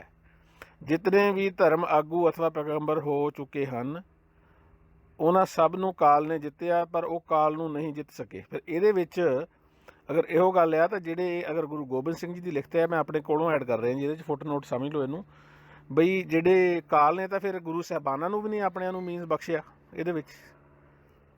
ਅਤੇ ਗੁਰੂ ਸਾਹਿਬਾਨਾਂ ਦਾ ਵੀ ਜਨਮ ਹੋਇਆ ਅਤੇ ਕਾਲ ਦੇ ਹੱਥੋਂ ਵੀ ਹਾਰ ਗਏ। ਫਿਰ ਇਹ ਵੀ ਤਾਂ ਲਿਖੀਏ ਨਾ ਆਪਾਂ, ਸਾਰੇ ਬੰਦੇ ਹਾਰਦੇ ਨੇ ਜਿਹੜਾ ਪੈਦਾ ਹੋਇਆ ਆ। ਅਤੇ ਆਪਾਂ ਰਾਮ ਚੰਦਰ ਤੋਂ ਗੱਲਾਂ ਬਾਤਾਂ ਕਰ ਲਈਆਂ ਇਹਨਾਂ ਦੀਆਂ, ਅਤੇ ਆਪਣੀਆਂ ਵੀ ਤਾਂ ਗੱਲ ਕਰਨੀ ਬਣਦੀ ਆ ਨਾ ਇੱਥੇ। ਚਲੋ ਅੱਗੇ ਆਇਆ ਜੀ। ਜਿਤਨੇ ਵੀ ਧਰਮ ਆਗੂ ਅਥਵਾ ਪੈਗੰਬਰ ਹੋ ਚੁੱਕੇ ਹਨ, ਉਹਨਾਂ ਸਭ ਨੂੰ ਕਾਲ ਨੇ ਜਿੱਤਿਆ ਹੈ, ਪਰ ਉਹ ਕਾਲ ਨੂੰ ਨਹੀਂ ਜਿੱਤ ਸਕੇ। ਜਿਤਨੇ ਵੀ ਵਿਸ਼ਨੂੰ ਦੇ ਅਵਤਾਰ ਰੂਪ ਵਿੱਚ, ਅੱਛਾ ਹੁਣ ਵਿਸ਼ਨੂੰ ਦਾ ਅਵਤਾਰ ਰੂਪ ਆ ਗਿਆ। ਜਿਹੜਾ ਤਾਂ ਆਇਆ ਸੀ ਨਾ ਰਾਮ, ਇਹ ਤਾਂ ਹੈਗਾ ਅਵਤਾਰ ਰੂਪ। ਜਿਹੜੇ ਹਜ਼ਰਤ ਮੁਹੰਮਦ, ਪ੍ਰੋਫਿਟ ਮੁਹੰਮਦ, ਉਹ ਤਾਂ ਇਨਸਾਨੀ ਰੂਪ 'ਚ ਪੈਦਾ ਹੋਏ ਨੇ। ਉਹ ਕੋਈ ਮਤਲਬ ਕਿ ਇਹ ਕੋਈ ਮੈਥੋਲੋਜੀ ਥੋੜ੍ਹੋ ਹੈਗੀ ਆ। ਇੱਥੇ ਆ ਕੇ ਗੱਲ ਹੋ ਰਹੀ ਹੈ ਨਾ ਅੱਗੇ। ਪਹਿਲਾਂ ਤਾਂ ਗੱਲ ਕਰਤੀ ਵੀ ਉਹਨੇ ਕਿਸੇ ਨੂੰ ਵੀ ਨਹੀਂ ਛੱਡਿਆ, ਪਰ ਇਹ ਅਵਤਾਰ ਸੀਗੇ ਵਿਸ਼ਨੂੰ ਦੇ। ਵਿਸ਼ਨੂੰ ਨੇ ਅਵਤਾਰ ਬਣਾ ਕੇ ਭੇਜਿਆ ਸੀ ਇਹਨੂੰ। ਰਾਮ ਨੂੰ ਤਾਂ ਮੈਂ ਰਾਮ ਕਥਾ ਦੇ ਵਿੱਚ ਆਪਾਂ ਗੱਲਬਾਤ ਕਰ ਚੁੱਕੇ ਹਾਂ, ਰਾਮਾ ਚਰਿੱਤਰ ਦੇ ਵਿੱਚ, ਰਾਮ ਅਵਤਾਰ ਦੇ ਵਿੱਚ। ਅਤੇ ਵਿਸ਼ਨੂੰ ਨੇ ਇਹਨੂੰ ਰਾਮ ਨੂੰ ਆਪਣਾ ਅਵਤਾਰ ਬਣਾ ਕੇ ਭੇਜਿਆ ਸੀ ਤਾਂ ਕਿ ਇਹਦਾ ਜਿਹੜਾ ਹੈਗਾ ਸ਼ਿਵ ਦਾ ਹੰਕਾਰ ਤੋੜਨਾ। ਚਲੋ ਲੰਮੀ ਕਹਾਣੀ ਜੇ ਆਪਾਂ ਉੱਧਰ ਨਾ ਜਾਈਏ, ਮੀਨਸ ਇੱਥੇ ਇਹਨਾਂ ਦੇ ਅਵਤਾਰ ਬਣਾਤੇ ਅਤੇ ਇਹ ਗੁਰੂ ਸਾਹਿਬਾਨ ਨੇ ਜਿਹੜੇ ਆਪਣੇ ਜਾਣੀ ਮਤਲਬ ਕਿ ਜਿਹੜਾ ਮੈਥੋਲੋਜੀ ਵਗੈਰਾ ਕੋਈ ਨਹੀਂ ਹੈਗੀ। ਫਿਰ ਕਾਲ ਨੇ ਉਹਨਾਂ ਤੋਂ ਵੀ ਨਹੀਂ ਮੀਨਸ ਉਹ ਵੀ ਨਹੀਂ ਕਾਲ ਨੂੰ ਜਿੱਤ ਸਕੇ। ਇਹ ਲਿਖਣਾ ਬਣਦਾ ਇੱਥੇ ਲਿਖਾਰੀ ਦਾ। ਉਹਨਾਂ ਸਭ ਨੂੰ ਕਾਲ ਨੇ ਖਪਾ ਦਿੱਤਾ, ਪਰ ਉਹ ਕਾਲ ਦਾ ਨਾਸ਼ ਨਹੀਂ ਕਰ ਸਕੇ। ਜਿਤਨੇ ਵੀ ਇੰਦਰ ਅਤੇ ਚੰਦਰਮਾ ਵਰਗੇ ਹੋਏ, ਉਹਨਾਂ ਸਭ ਨੂੰ ਕਾਲ ਨੇ ਖਪਾ ਦਿੱਤਾ, ਪਰ ਕਾਲ ਨੂੰ ਨਾ ਖਤਮ ਕਰ ਸਕੇ। ਹੁਣ ਇੱਥੇ ਕਾਲ ਦੀ ਮੁਕਾਬਲਾ ਇਹ ਪਰਮਾਤਮਾ ਨਾਲ ਕਰ ਰਹੇ ਨੇ। ਗੁਰੂ ਗ੍ਰੰਥ ਸਾਹਿਬ ਦੇ ਹਿਸਾਬ ਨਾਲ, ਗੁਰੂ ਗ੍ਰੰਥ ਸਾਹਿਬ ਦਾ ਜੋ ਸਿਧਾਂਤ ਆ, ਪੈਦਾ ਕਰਨ ਵਾਲਾ ਅਤੇ ਨਾਸ਼ ਕਰਨ ਵਾਲਾ, ਤੁਹਾਨੂੰ ਯਾਨੀ ਉਹਦੇ ਵਾਸਤੇ ਇੱਕ ਅਕਾਲ ਪੁਰਖ ਜ਼ਿੰਮੇਵਾਰ ਹੈ। ਇੱਥੇ ਕਾਲ ਕਾਲ ਕਾਲ ਬਹੁਤ ਜ਼ਿਆਦਾ ਕੀਤਾ ਗਿਆ ਆ। ਜਿਹੜਾ ਪੈਦਾ ਕਰ ਰਿਹਾ, ਜਿਹੜਾ ਬੰਦਾ ਆਇਆ, ਉਹਨੇ ਜਾਣਾ ਹੀ ਜਾਣਾ ਹੈ। ਜਿਤਨੇ ਔਲੀਏ ਔਰ ਮੁਸਲਮਾਨ ਦਰਵੇਸ਼ ਹੋਏ ਹਨ, ਉਹ ਸਭ ਕਾਲ ਦੀ ਦਾੜਾਂ ਹੇਠ ਚਿੱਥੇ ਗਏ ਹਨ। ਦੱਸੋ ਹੁਣ ਇਹ ਮੀਨਸ ਇੱਕ ਕਿਸਮ ਦਾ ਜਿਹੜਾ ਵੀ ਲਿਖਾਰੀ ਹੈ ਇਹਦਾ ਬਚਿੱਤਰ ਨਾਟਕ ਦਾ। ਵੈਸੇ ਤਾਂ ਇਹ ਆਟੋਬਾਇਓਗ੍ਰਾਫੀ ਹਾਲੇ ਤੱਕ ਲੱਗੇ ਨਹੀਂ ਰਹੀ ਜੀ, ਕਾਲ ਦੀ ਇੱਥੇ ਉਸਤਤ ਹੋ ਰਹੀ ਆ। ਹੁਣ ਅਗਰ ਆਪਾਂ ਇਹ ਸ਼ਬਦ ਲਿਖਾਂਗੇ ਵੀ ਜਿੰਨੇ ਵੀ ਔਲੀਏ ਜਾਂ ਮੁਸਲਮਾਨਾਂ ਦੇ ਦਰਵੇਸ਼ ਹੋਏ ਨੇ, ਜਾਂ ਹਿੰਦੂਆਂ ਦੇ ਭਾਵੇਂ ਉਹ ਹੋਏ ਨੇ ਅਵਤਾਰ, ਉਹ ਕਾਲ ਦੀਆਂ ਦਾੜਾਂ ਹੇਠ ਚਿੱਥੇ ਗਏ ਹਨ। ਤਾਂ ਫਿਰ ਕਾਲ ਦੀਆਂ ਦਾੜਾਂ ਹੇਠ ਤਾਂ 10 ਗੁਰੂ ਸਾਹਿਬਾਨ ਵੀ ਚਿੱਥੇ ਗਏ ਹਨ। ਅਤੇ ਜਿਹੜੇ ਟੋਟਲ ਇਹਨਾਂ ਤੋਂ ਬਿਨਾਂ ਗੁਰੂ ਗ੍ਰੰਥ ਸਾਹਿਬ ਦੇ ਵਿੱਚ ਜਿਨ੍ਹਾਂ ਦੀ ਬਾਣੀ ਦਰਜ ਆ, 35 ਦੀ ਬਾਣੀ ਕਹਿੰਦੇ ਹੈਗੀ ਆ। ਕਹਿੰਦੇ ਮੈਂ ਇਸ ਕਰਕੇ ਨਿਕਲ ਗਿਆ ਮੂੰਹ 'ਚੋਂ ਕਿਉਂਕਿ ਮੈਂ 37 ਪੜ੍ਹੇ ਸੀਗੇ, ਅਤੇ ਪਰ ਉਹ 35 ਨੇ। ਅਤੇ ਉਹ 35 ਦੀ ਜਿਹੜੀ ਬਾਣੀ ਗੁਰੂ ਗ੍ਰੰਥ ਸਾਹਿਬ 'ਚ ਦਰਜ ਆ, ਉਹਨਾਂ ਤੋਂ 6 ਗੁਰੂ ਸਾਹਿਬਾਨ, ਉਹਨਾਂ ਨੂੰ ਵੀ ਆਪਾਂ ਕਹੀਏ ਨਾ ਕਾਲ ਦੀ ਦਾੜ ਹੇਠ ਚਿੱਥੇ ਗਏ ਹਨ। ਅਤੇ ਜਿਹੜੇ 29 ਹੋਰ ਸ਼ਖਸੀਅਤਾਂ ਸੀ ਵੀ ਉਹ ਵੀ ਕਾਲ ਦੀ ਦਾੜ ਹੇਠ ਚਿੱਥੀਆਂ ਗਈਆਂ। ਇਹ ਤਾਂ ਮੀਨਸ ਫਿਰ ਗੱਲ ਹੋ ਗਈ ਨਾ ਵੀ ਦੂਜਿਆਂ ਦਾ ਉਹ ਜਿਹੜਾ ਹੈਗਾ ਆ ਆਪਣੇ, ਉਹਨਾਂ ਦਾ ਆਪਾਂ ਹਾਈਲਾਈਟ ਕਰ ਰਹੇ ਹਾਂ, ਅਤੇ ਆਪਣਿਆਂ ਦੇ ਉੱਤੇ ਇਹੀ ਫਾਰਮੂਲਾ ਆਪਣਿਆਂ 'ਤੇ ਵੀ ਲਾਈਏ। ਜਿਤਨੇ ਵੀ ਮਾਨਦਾਤਾ ਆਦਿ ਸ਼ੋਭਾਸ਼ਾਲੀ ਰਾਜੇ ਹੋਏ ਹਨ, ਉਹਨਾਂ ਸਭ ਨੂੰ ਬੰਨ੍ਹ ਕੇ ਕਾਲ ਨੇ ਆਪਣੇ ਅਧੀਨ ਕਰਕੇ ਰੱਖਿਆ ਹੈ। ਜਿਨ੍ਹਾਂ ਨੇ ਉਸ ਦਾ ਨਾਮ ਉਚਰਿਆ, ਉਹਨਾਂ ਦਾ ਉਧਾਰ ਹੋ ਗਿਆ ਹੈ। ਅੱਛਾ, ਜਿਨ੍ਹਾਂ ਨੇ ਉਹਦਾ ਨਾਮ ਉਚਰਿਆ ਅਤੇ ਉਹਨਾਂ ਦਾ ਉਧਾਰ ਹੋ ਗਿਆ ਹੈ। ਇਹਦਾ ਮਤਲਬ ਰਾਮਚੰਦਰ ਨੇ ਜਾਂ ਕ੍ਰਿਸ਼ਨ ਨੇ ਜਾਂ ਇਹਨੇ ਹਜ਼ਰਤ ਮੁਹੰਮਦ ਨੇ ਉਹਨਾਂ ਦਾ ਉਸ ਦਾ ਨਾਮ ਨਹੀਂ ਉਚਰਿਆ। ਅਤੇ ਇਹ ਵੀ ਕਹਿ ਰਹੇ ਨੇ ਵੀ ਜਿਨ੍ਹਾਂ ਨੇ ਆਪਣੇ ਗੁਰੂ ਸਾਹਿਬਾਨ ਨੇ, ਉਹਨਾਂ ਨੇ ਵੀ ਉਹਦਾ ਨਾਮ ਨਹੀਂ ਉਚਰਿਆ ਅਤੇ ਉਹਨਾਂ ਦਾ ਉਧਾਰ ਹੋ ਗਿਆ ਹੈਗਾ। ਕਿਉਂਕਿ ਅਗਰ ਉਹ ਨਾਮ ਉਚਰ ਲੈਂਦੇ ਇਹਦਾ ਪਰਮਾਤਮਾ ਦਾ, ਤਾਂ ਕਾਲ ਨੇ ਉਹਨੂੰ ਆਪਣੇ ਜਾਣੀ ਚਿੱਥ ਕੇ ਨਹੀਂ ਸੀ ਚਿੱਥਣ ਤੋਂ ਬਚ ਜਾਣਾ ਸੀ ਉਹਨਾਂ ਨੇ। ਉਹ ਬਿਨਾਂ ਉਸ ਕਾਲ ਦੀ ਸ਼ਰਨ ਵਿੱਚ ਗਿਆ ਕਰੋੜਾਂ ਮਾਰੇ ਗਏ ਵੇਖੇ ਹਨ, ਕਰੋੜਾਂ ਮਾਰੇ ਗਏ ਦੇਖੇ ਹਨ। ਵੀ ਕਾਲ ਤੋਂ ਬਚਣਾ ਤਾਂ ਕਾਲ ਦੀ ਸ਼ਰਨ 'ਚ ਜਾਓ। ਅਤੇ ਤਵ ਪ੍ਰਸਾਦ ਰਸਾਵਲ ਛੰਦ, ਤੇਰੀ ਕਿਰਪਾ ਨਾਲ ਰਸਾਵਤ ਛੰਦ। ਮਹਾਂਕਾਲ ਦੇ ਹੱਥ ਵਿੱਚ, ਹੁਣ ਮਹਾਂਕਾਲ ਦੀ ਵਾਰੀ ਆ ਗਈ ਜੀ। ਹੱਥ ਵਿੱਚ ਤਲਵਾਰ ਚਮਕਦੀ ਹੈ ਜੋ ਬਹੁਤ ਹੀ ਭਿਆਨਕ ਹੈ। ਉਸ ਦੀਆਂ ਝਾਂਜਰਾਂ ਦਾ ਸ਼ਬਦ ਹੁੰਦਾ ਹੈ। ਝਾਂਜਰਾਂ ਲਿਖਿਆ ਜੀ, ਝੱਜਾ ਇਹਨੂੰ ਕੰਨਾ, ਝੱਜਾ ਅਤੇ ਰਾਰਾ। ਝਾਂਜਰਾਂ ਵੈਸੇ ਹੋ ਰਿਹਾ, ਮੈਨੂੰ ਇਹਦਾ ਮਤਲਬ ਕੀ ਹੋਰ ਲੱਗਦਾ ਹੈ ਜੀ। ਨਹੀਂ, ਝਾਂਜਰਾਂ ਹੀ ਹੈ ਜੀ ਇਹ ਅਸਲ 'ਚ। ਅਤੇ ਘੁੰਗਰੂਆਂ ਦੀ ਛਣਕਾਰ ਹੁੰਦੀ ਹੈ, ਕਿ ਘੁੰਗਰੂ ਨੇ ਕਲੀਅਰ ਕਰਤਾ ਵੀ ਇਹ ਝਾਂਜਰਾਂ ਹੀ ਹੈ, ਅਤੇ ਥੋੜ੍ਹੇ ਸਪੈਲਿੰਗ ਗਲਤ ਨੇ। ਉਸ ਦੀਆਂ 4 ਸੁੰਦਰ ਬਾਹਾਂ ਹਨ। ਦੁਬਾਰਾ ਆਈਏ ਜੀ, ਕਾਲ ਦੀਆਂ 4 ਸੁੰਦਰ ਬਾਹਾਂ ਨੇ। ਮਹਾਂਕਾਲ ਦੇ ਹੱਥ ਵਿੱਚ ਤਲਵਾਰ ਹੈ ਜੋ ਬਹੁਤ ਹੀ ਭਿਆਨਕ ਹੈ। ਉਸ ਦੀਆਂ ਝਾਂਜਰਾਂ ਦਾ ਸ਼ਬਦ ਹੁੰਦਾ ਹੈ ਅਤੇ ਘੁੰਗਰੂਆਂ ਦੀ ਛਣਕਾਰ ਹੁੰਦੀ ਹੈ। 4 ਸੁੰਦਰ ਬਾਹਾਂ ਨੇ ਜੀ ਮਹਾਂਕਾਲ ਦੀਆਂ। ਸਿਰ ਉੱਤੇ ਸੁੰਦਰ ਜੂੜਾ ਸਜਿਆ ਹੋਇਆ ਮਹਾਂਕਾਲ ਦੇ ਜੀ। ਉਸ ਕੋਲ ਗਦਾ ਵੀ ਹੈਗੀ ਆ, ਸ਼ੁਭ ਜਿਹੜੀ ਗਦਾ ਹੁੰਦੀ ਹੈ ਜੀ, ਉਹ ਜੋ ਜੰਮ ਦੇ ਮਾਨ ਨੂੰ ਮੋਹ ਰਹੀ ਹੈ, ਪ੍ਰਭਾਵਿਤ ਕਰ ਰਹੀ ਹੈ। ਜਿਹੜਾ ਜੰਮ ਦਾ ਮਾਨ ਆ ਉਹਨੂੰ ਪ੍ਰਭਾਵਿਤ ਕਰ ਰਹੀ ਹੈ। ਅੱਗ ਵਾਂਗ ਜੀਵ ਸੋਭ ਰਹੀ ਹੈ। ਦਰਾੜਾ ਬਹੁਤ ਭਿਆਨਕ ਹੈ। ਦਹਾੜਾ ਹੈ, ਵੈਸੇ ਵੀ ਬੜਾ ਭਿਆਨਕ ਤਰੀਕੇ ਦੇ ਨਾਲ ਦਹਾੜਦਾ ਹੈ। ਧੌਂਸੇ ਅਤੇ ਸ਼ੰਖ ਵੱਜ ਰਹੇ ਹਨ। ਉਹਨਾਂ ਵਿੱਚ ਸਮੁੰਦਰ ਦੀ ਗਰਜ ਵਰਗਾ ਨਾਦ ਨਿਕਲਦਾ ਹੈ। ਉਸ ਦਾ ਸਾਵਲਾ ਰੂਪ ਰੰਗ ਸਾਵਲਾ ਰੂਪ ਵੀ ਹੈ ਜੀ ਮਹਾਂਕਾਲ ਦਾ, ਸੋਭ ਰਿਹਾ ਹੈ। ਜੋ ਮਹਾਨ ਸੋਭਾ ਦਾ ਘਰ ਹੈ, ਉਸ ਦਾ ਚਿੱਤਰ ਸਮੁੰਦਰ ਵਰਗਾ ਹੈ, ਜੋ ਮਨ ਬਾਣੀ ਤੋਂ ਪਰੇ ਅਤਿਅੰਤ ਪਵਿੱਤਰ ਹੈ। ਭੁਜੰਗ ਪ੍ਰਿਆਤ ਛੰਦ। ਉਸ ਦੇ ਸਿਰ ਉੱਤੇ ਸੁੰਦਰ ਸਫੈਦ ਛਤਰ ਸ਼ੋਭਦਾ ਹੈ। ਉਸ ਦੀ ਛਵੀ ਨੂੰ ਵੇਖ ਕੇ ਤੇਜ ਪ੍ਰਕਾਸ਼ ਵੀ ਲੱਜਾ ਰਿਹਾ ਹੈ, ਯਾਨੀ ਉਹਨੂੰ ਸ਼ਰਮ ਆ ਰਹੀ ਹੈ ਤੇਜ ਪ੍ਰਕਾਸ਼ ਨੂੰ। ਉਹ ਮਹਾਨ ਰਾਜੇ ਦੇ ਵਿਸ਼ਾਲ ਲਾਲ ਲੋਚਨ ਸ਼ੋਭਦੇ ਹਨ। ਉਸ ਮਹਾਨ ਰਾਜੇ ਦੇ ਵਿਸ਼ਾਲ ਲਾਲ ਲੋਚਨ ਸ਼ੋਭਦੇ ਹਨ, ਜਿਨ੍ਹਾਂ ਦੇ ਸਾਹਮਣੇ ਕਰੋੜਾਂ ਸੂਰਜ ਹੀਣਤਾ ਨੂੰ ਪ੍ਰਾਪਤ ਹੋ ਕੇ ਕ੍ਰਿਜਦੇ ਹਨ, ਅਰਥਾਤ ਆਪਣੀ ਚਮਕ ਗਵਾ ਲੈਂਦੇ ਹਨ। ਕਿਤੇ ਉਹ ਵੱਡੇ ਰਾਜੇ ਦਾ ਰੂਪ ਧਾਰ ਕੇ ਸੋਭ ਰਿਹਾ ਹੈ, ਕਿਤੇ ਅਪਸਰਾ ਦੇ ਮਾਨ ਨੂੰ ਮੋਹ ਰਿਹਾ ਹੈ, ਕਿਤੇ ਸ਼ੂਰਵੀਰ ਹੋ ਕੇ ਉਸਨੇ ਹੱਥ ਵਿੱਚ ਬਾਣ ਧਾਰਨ ਕੀਤੇ ਹੋਏ ਹਨ, ਕਿਤੇ ਰਾਜਾ ਹੋ ਕੇ ਧੌਂਸਾ ਵਜਾ ਰਿਹਾ ਹੈ। ਰਸਾਵਲ ਛੰਦ। ਉਸਨੇ ਤੀਰ ਕਮਾਨ ਧਾਰਨ ਕੀਤੀ ਹੋਈ ਹੈ, ਸ੍ਰੇਸ਼ਟ ਯੁੱਧ ਵੀਰ ਵਾਂਗ ਫੱਬ ਰਿਹਾ ਹੈ, ਹੱਥ ਵਿੱਚ ਤਲਵਾਰ ਇੰਜ ਧਾਰਨ ਕੀਤੀ ਹੋਈ ਹੈ ਜਿਵੇਂ ਕੋਈ ਸੂਰਮਾ ਹੁੰਦਾ ਹੈ। ਉਹ ਜਦੋਂ ਕਦੇ ਜ਼ੋਰ ਨਾਲ ਜੰਗ ਵਿੱਚ ਜੁਟਦਾ ਹੈ ਤਾਂ ਭਿਆਨਕ ਯੁੱਧ ਕਰਦਾ ਹੈ। ਉਹ ਕਿਰਪਾ ਦਾ ਸਮੁੰਦਰ ਅਤੇ ਦਇਆ ਦਾ ਘਰ ਹੈ। ਉਹ ਹਮੇਸ਼ਾ ਹੀ ਕਿਰਪਾਲੂ ਹੈ। ਉਹ ਸਦਾ ਇੱਕ ਰੂਪ ਵਾਲਾ ਹੈ। ਉਹ ਸਾਰਿਆਂ ਲੋਕਾਂ ਦਾ ਰਾਜਾ ਹੈ। ਉਹ ਜਿੱਤਿਆ ਨਹੀਂ ਜਾ ਸਕਦਾ, ਜਨਮ ਵਿੱਚ ਨਹੀਂ ਆਉਂਦਾ, ਸ਼ਰਨ ਆਇਆਂ ਦੀ ਸਹਾਇਤਾ ਕਰਦਾ ਹੈ। ਉਸ ਦੇ ਹੱਥ ਵਿੱਚ ਤਲਵਾਰ ਤਪ ਰਹੀ ਹੈ, ਅਰਥਾਤ ਚੱਲਣ ਲਈ ਉਤਾਵਲੀ ਹੈ ਉਹਦੇ ਹੱਥ 'ਚ ਤਲਵਾਰ। ਉਹ ਲੋਕਾਂ ਵਿੱਚ ਵੱਡਾ ਦਾਨੀ ਹੈ। ਵਰਤਮਾਨ ਅਤੇ ਭਵਿੱਖਤ ਕਾਲ ਵਿੱਚ ਜਿਸ ਦੇ ਜੋੜ ਦਾ ਕੋਈ ਨਹੀਂ, ਯਾਨੀ ਉਹਦੇ ਮੁਕਾਬਲੇ ਦਾ ਨਾ ਵਰਤਮਾਨ 'ਚ ਹੈ ਅਤੇ ਨਾ ਆਉਣ ਵਾਲੇ ਸਮੇਂ ਯਾਨੀ ਭਵਿੱਖ ਦੇ ਵਿੱਚ ਹੈ। ਸਫਾ ਆ ਗਿਆ ਆਪਣਾ 87ਵਾਂ। ਉਹ ਪਰਮ ਸੱਤਾ ਨੂੰ ਮੈਂ ਨਮਸਕਾਰ ਕਰਦਾ ਹਾਂ।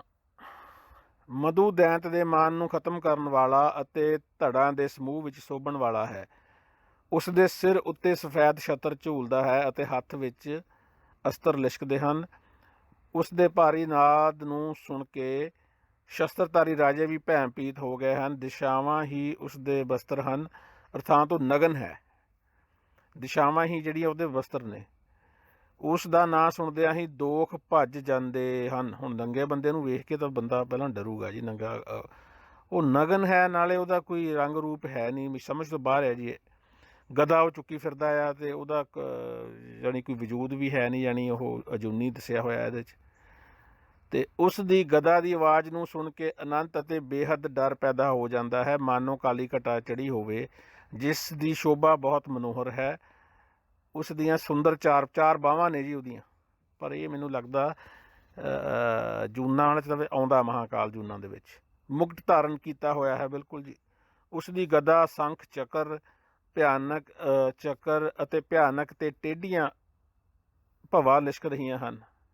ਭਵਾਂ ਜਿਹੜੀਆਂ ਅੱਖਾਂ ਦੇ ਜਿਹੜੀਆਂ ਹੁੰਦੇ ਭਰਵੱਟੇ ਕਹਿ ਲਈਏ ਆਪਾਂ। ਨਰਾਜ ਛੰਦ ਆ ਗਿਆ ਜੀ।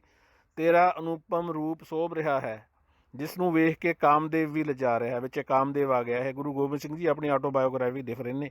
ਇਹ ਦਿਮਾਗ 'ਚ ਮੈਂ ਜਿਹੜੇ ਇਹ ਸੁਣਨ ਵਾਲੇ ਸਰੋਤੇ ਨੇ ਇਹਨੂੰ ਇਹ ਦਿਮਾਗ 'ਚ ਰੱਖ ਕੇ ਚੱਲੋ ਕਿ ਗੁਰੂ ਗੋਬਿੰਦ ਸਿੰਘ ਜੀ ਆਪਣੀ ਆਟੋਬਾਇਓਗ੍ਰਾਫੀ ਮਤਲਬ ਕਿ ਸਵੈ ਜੀਵਨੀ ਲਿਖ ਰਹੇ ਨੇ, ਅਤੇ ਇਹਦੇ 'ਚ ਕਾਲ ਦੀ ਉਸਤਤ, ਮਹਾਂਕਾਲ ਦੀ ਉਸਤਤ ਹੋ ਰਹੀ ਹੈ ਇਹਦੇ ਵਿੱਚ। ਅਤੇ ਮਹਾਂਕਾਲ ਦੀ ਗੱਲਬਾਤ ਹੈ ਕਿ ਮਹਾਂਕਾਲ ਨੂੰ ਵੇਖ ਕੇ ਕਾਮਦੇਵ ਵੀ ਲਿਜਾ ਰਿਹਾ ਹੈ। ਤੇਰੀ ਅਲੌਕਿਕ ਸ਼ੋਭਾ ਲੋਕਾਂ ਵਿੱਚ ਸੁਭਾਭਿਮਾਨ ਹੈ ਅਤੇ ਉਸ ਨੂੰ ਵੇਖ ਕੇ ਲੋਕ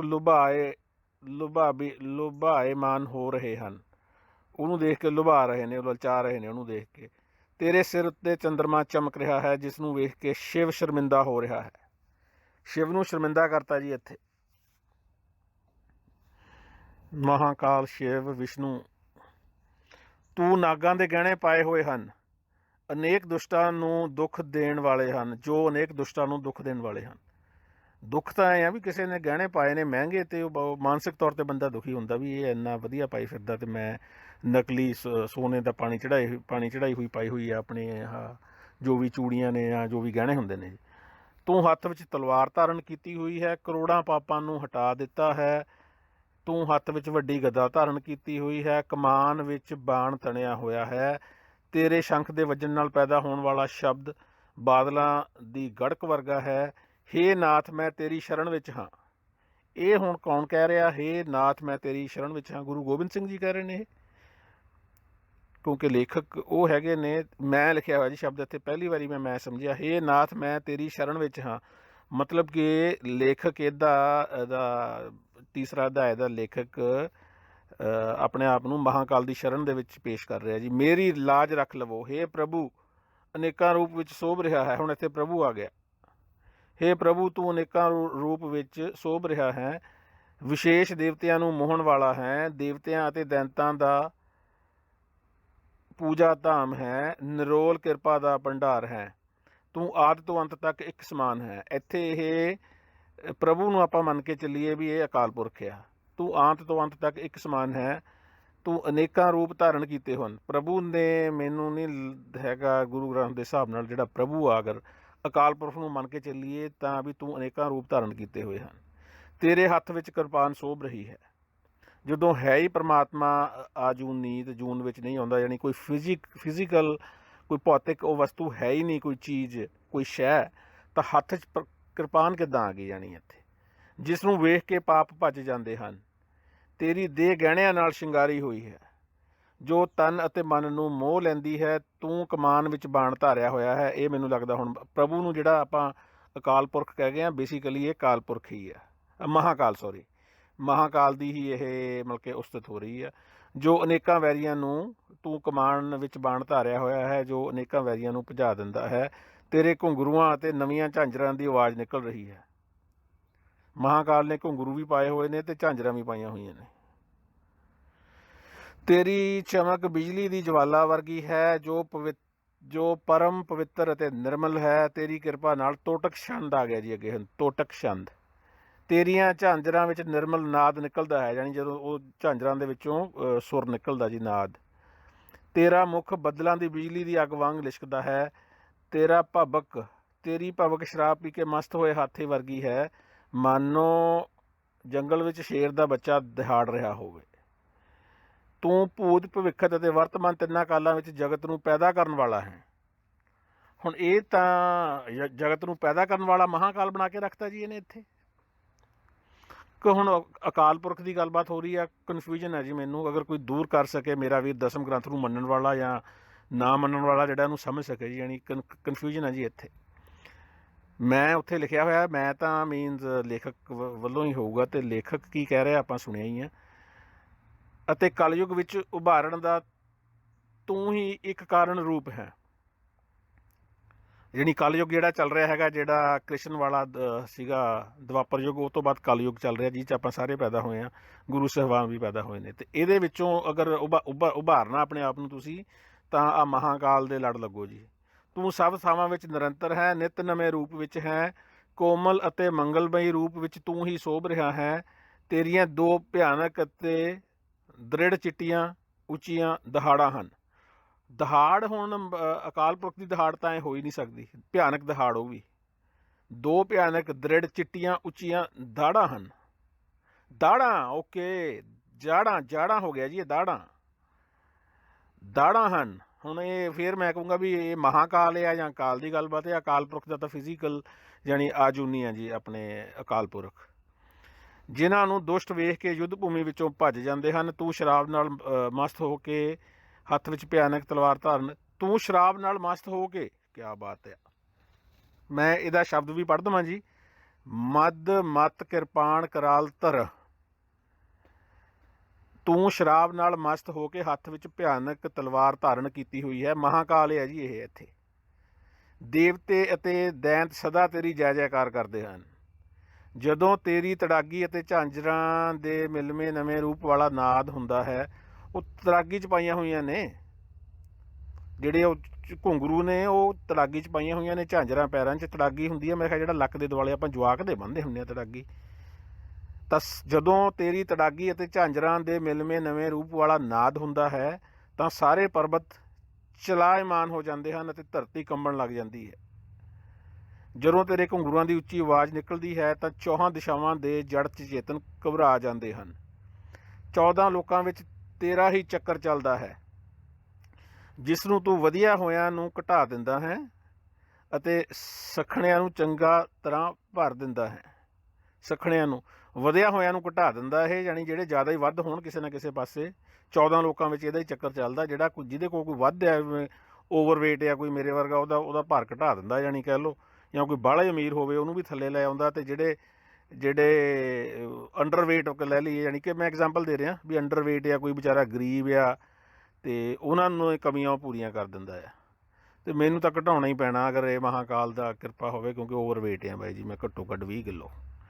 ਜਤਨ ਦੇ ਜਲ ਥਲ ਵਿੱਚ ਜਿਤਨੇ ਜੀਵ ਹਨ, ਜਗਤ ਦੇ ਜਲ ਥਲ ਵਿੱਚ ਜਿਤਨੇ ਜੀਵ ਹਨ, ਉਹਨਾਂ ਵਿੱਚ ਅਜਿਹਾ ਕਿਹੜਾ ਹੈ ਜੋ ਤੇਰੀ ਆਗਿਆ ਨੂੰ ਮੇਟ ਮਲ ਦੇਵੇ। ਜਿਵੇਂ ਭਾਦੋਂ ਮਹੀਨੇ ਜਾਣੀ ਉਹਨਾਂ ਵਿੱਚ ਕਿਹੜਾ ਹੈ ਜੋ ਤੇਰੀ ਆਗਿਆ ਨੂੰ ਜਗਤ ਦੇ ਜਾਣੀ ਜਿਹੜੇ ਜਲ ਥਲ ਦੇ ਵਿੱਚ ਜਿੰਨੇ ਵੀ ਜੀਵ ਨੇ ਇਸ ਦੁਨੀਆ ਦੇ ਵਿੱਚ ਉਹਦੇ ਹੁਕਮ ਨੂੰ ਕੋਈ ਨਹੀਂ ਮਿਲ ਕੇ ਮੋੜ ਸਕਦਾ। ਜਿਵੇਂ ਭਾਦੋ ਮਹੀਨੇ ਦੀ ਘਟਾ ਸੋਭਦੀ ਹੈ, ਆਪਾਂ 90ਵੇਂ ਪੇਜ ਤੇ ਆ ਗਏ ਜੀ। ਉਸੇ ਤਰ੍ਹਾਂ ਤੇਰਾ ਸਾਵਲਾ ਸਰੀਰ ਚਮਕਦਾ ਹੈ ਮਹਾਕਾਲ ਦਾ, ਕਿਉਂਕਿ ਅਕਾਲ ਪੁਰਖ ਇਹ ਹੋ ਨਹੀਂ ਸਕਦਾ। ਤੇਰੇ ਦੰਦਾਂ ਦੀ ਪਾਲ ਬਿਜਲੀ ਵਾਂਗ ਚਮਕਦੀ ਹੈ, ਤੇਰੇ ਘੁੰਗਰੂਆਂ ਤੇ ਘੰਟੀਆਂ ਦੀ ਧੁੰਨੀ ਬੱਦਲਾਂ ਦੀ ਗਰਜ ਵਾਂਗ ਹੈ। ਭੁਜੰਗ ਛੰਦ ਆ ਗਿਆ ਜੀ ਅੱਗੇ, ਭੁਜੰਗ ਪ੍ਰਿਆਤ ਛੰਦ। ਤੇਰਾ ਸਾਵਲਾ ਰੂਪ ਸੁਭਾਇਮਾਨ ਹੈ, ਮਾਨੋ ਸਾਵਣ ਦੀ ਘਟਾ ਹੋਵੇ। ਤੇਰੇ ਇਸ ਸਾਵਲੇ ਰੂਪ ਨੂੰ ਵੇਖ ਕੇ ਨੀਲਮਣੀਆਂ ਨੇ ਸਿਰ ਝੁਕਾ ਦਿੱਤਾ ਹੈ, ਭਾਵ ਤੇਰੇ ਸਾਵਲੇਪਨ ਦੀ ਸ਼ੋਭਾ ਦੇ ਮੁਕਾਬਲੇ ਆਪਣੇ ਸਰੂਪ ਨੂੰ ਹੀਨ ਮੰਨਿਆ ਹੈ। ਉਹਦੇ ਰੂਪ ਦੇ ਅੱਗੇ ਉਹਨਾਂ ਨੇ ਛੱਡਤਾ, ਉਹ ਵੀ ਆਪਣੇ ਆਪ ਨੂੰ ਸੋਹਣੇ ਮੰਨਦੇ ਸੀਗੇ, ਪਰ ਅੱਗੇ ਉਹਨਾਂ ਨੇ ਵੀ ਮਤਲਬ ਕਿ ਮੰਨ ਲਿਆ ਵੀ ਸਾਡੇ ਨਾਲੋਂ ਵੀ ਇਹ ਸੋਹਣਾ ਆ, ਹਾਲਾਂਕਿ ਸਾਵਲਾ ਰੂਪ ਆ ਮਹਾਕਾਲ ਦਾ। ਤੇਰੀ ਮਹਾਨ ਸੁੰਦਰ ਸਾਵਲਾ, ਤੇਰਾ ਮਹਾਨ ਸੁੰਦਰ ਸਾਵਲਾ ਸਰੂਪ ਮਨ ਨੂੰ ਲੁਭਾਉਣ ਵਾਲਾ ਹੈ। ਤੂੰ ਰੂਪਾਂ ਦਾ ਮਹਾਰੂਪ ਹੈ ਤੇ ਕਾਮਾਂ ਦਾ ਮਹਾਕਾਮ ਹੈ। 14 ਪੁਰੀਆਂ ਵਿੱਚ ਤੇਰਾ ਚੱਕਰ ਚੱਲਦਾ ਹੈ, ਧੱਕ ਪੈਂਦੀ ਹੈ ਜੀ 14 ਉਹਦੇ ਵਿੱਚ 14 ਪੁਰੀਆਂ 'ਚ। ਅਜਿਹਾ ਦੂਜਾ ਕੌਣ ਹੈ ਜੋ ਤੇਰੀ ਆਗਿਆ ਨੂੰ ਮੋੜ ਸਕੇ? ਦੱਸੋ ਕਿਹੜੀ ਦਿਸ਼ਾ ਵੱਲ ਉਹ ਬਚ ਕੇ ਭੱਜ ਸਕਦਾ ਹੈ, ਕਿਉਂਕਿ ਸਭਨਾਂ ਦੇ ਸਿਰ ਉੱਤੇ ਕਾਲ ਨੱਚ ਰਿਹਾ ਹੈ। ਸਭਨਾਂ ਦੇ ਸਿਰ ਤੇ ਕਾਲ ਨੱਚ ਰਿਹਾ, ਤੇ ਕਾਲ ਤਾਂ ਫਿਰ ਸਾਡੇ ਗੁਰੂ ਸਾਹਿਬਾਨਾਂ ਦੇ ਸਿਰ ਤੇ ਵੀ ਨੱਚ ਰਿਹਾ ਆ। ਇਹਨੂੰ ਕਹਿੰਦੇ ਨੇ ਆਪਣੀਆਂ ਕੱਛ 'ਚ ਤੇ ਦੂਜੇ ਦੀਆਂ ਹੱਥ 'ਚ। ਕ੍ਰਿਸ਼ਨ ਤੇ ਜਿੰਨੇ ਹੈਗੇ ਨੇ ਹਿੰਦੂਵਾਦ ਦੇ ਸਨਾਤਨ ਧਰਮ ਦੇ ਜਿਹੜੇ ਇਹ ਅਵਤਾਰ ਹੋਏ ਨੇ, ਈਵਨ ਚਲੋ ਇਹ ਤਾਂ ਅਵਤਾਰ ਹੋਏ ਨੇ, ਹਜ਼ਰਤ ਮੁਹੰਮਦ ਉਹਨਾਂ ਨੂੰ ਵੀ ਤੁਸੀਂ ਜਾਣੀ ਹੱਥ 'ਚ ਲਿਆ ਕੇ ਰੱਖਤਾ, ਤੇ ਜਿਹੜਾ ਵੀ ਇਹਦਾ ਰਾਈਟ ਰਿਹਾ ਮੀਨਸ ਆਪਣੇ ਜਿਹੜੇ ਗੁਰੂ ਸਾਹਿਬਾਨ ਹੋਏ ਨੇ 10 ਗੁਰੂਆਂ ਨੂੰ ਇਹ ਕਿਵੇਂ ਭੁੱਲ ਗਿਆ? ਉਹਨਾਂ ਦੇ ਆਪਣੇ ਪਿਤਾ ਜੀ ਨੂੰ ਉਹਨਾਂ ਨੇ ਮੀਨਸ ਕੁਰਬਾਨੀ ਵਾਸਤੇ, ਸ਼ਹੀਦੀ ਵਾਸਤੇ ਜਾਣੀ ਸੰਵਾਦ ਹੁੰਦਾ ਉਹਨਾਂ ਦਾ, ਤੇ ਇੱਕ ਕਿਸਮ ਦਾ ਪ੍ਰੇਰ ਦਾ ਸ਼ਬਦ ਤਾਂ ਨਹੀਂ ਮੈਂ ਕਹਿ ਸਕਦਾ, ਪਰ ਉਹਨਾਂ ਨੇ ਇਹੋ ਜਿਹੀ ਛੋਟੀ ਉਮਰ ਦੇ ਵਿੱਚ ਮੀਨਸ ਇੰਨਾ ਵੱਡਾ ਇਹ ਫੈਸਲਾ ਜਾਂ ਸੋਚ ਸੀਗੀ ਉਹਨਾਂ ਦੀ, ਤੇ ਉਹ ਵੀ ਤਾਂ ਫਿਰ ਕਾਲ ਨਹੀਂ ਮੀਨਸ ਨਿਘਾਰ ਲਿਆ ਉਹਨਾਂ ਨੂੰ। ਸਮਝ ਤੋਂ ਬਾਹਰ ਹੈ ਜੀ। ਮੇਰੇ ਹਿਸਾਬ ਨਾਲ ਗੁਰੂ ਗੋਬਿੰਦ ਸਿੰਘ ਜੀ ਇਹੋ ਜਿਹਾ ਕਦੇ ਨਹੀਂ ਲਿਖ ਸਕਦੇ ਵੀ ਜਿਹੜਾ ਕਾਲ ਹੈਗਾ ਆ ਦੂਜਿਆਂ ਨੂੰ ਮਾਰ ਦਿੰਦਾ, ਤੇ ਆਪਣਿਆਂ ਵਾਰੀ ਜਿਹੜਾ ਕਾਲ ਆ ਉਹਦੀ ਆਪਾਂ ਗੱਲੇ ਨਹੀਂ ਕਰਦੇ ਨਾ। ਚਲੋ, ਸਾਰਿਆਂ ਦੇ ਸਿਰ ਦੇ ਉੱਤੇ ਕਾਲ ਨੱਚ ਰਿਹਾ ਹੈ, ਭਾਵੇਂ ਕੋਈ ਕਿਲੇ ਬਣਾ ਲਵੇ ਤੇ ਭਾਵੇਂ ਕਿਲਿਆਂ ਦੀ ਓਟ ਲੈ ਲਏ, ਕਿਲੇ ਬਣਾ ਕੇ ਉਹਨਾਂ ਦੀ ਓਟ ਲੈ ਲੈ, ਜਾਣੀ ਕਹਿਣ ਦਾ ਭਾਵ ਆ।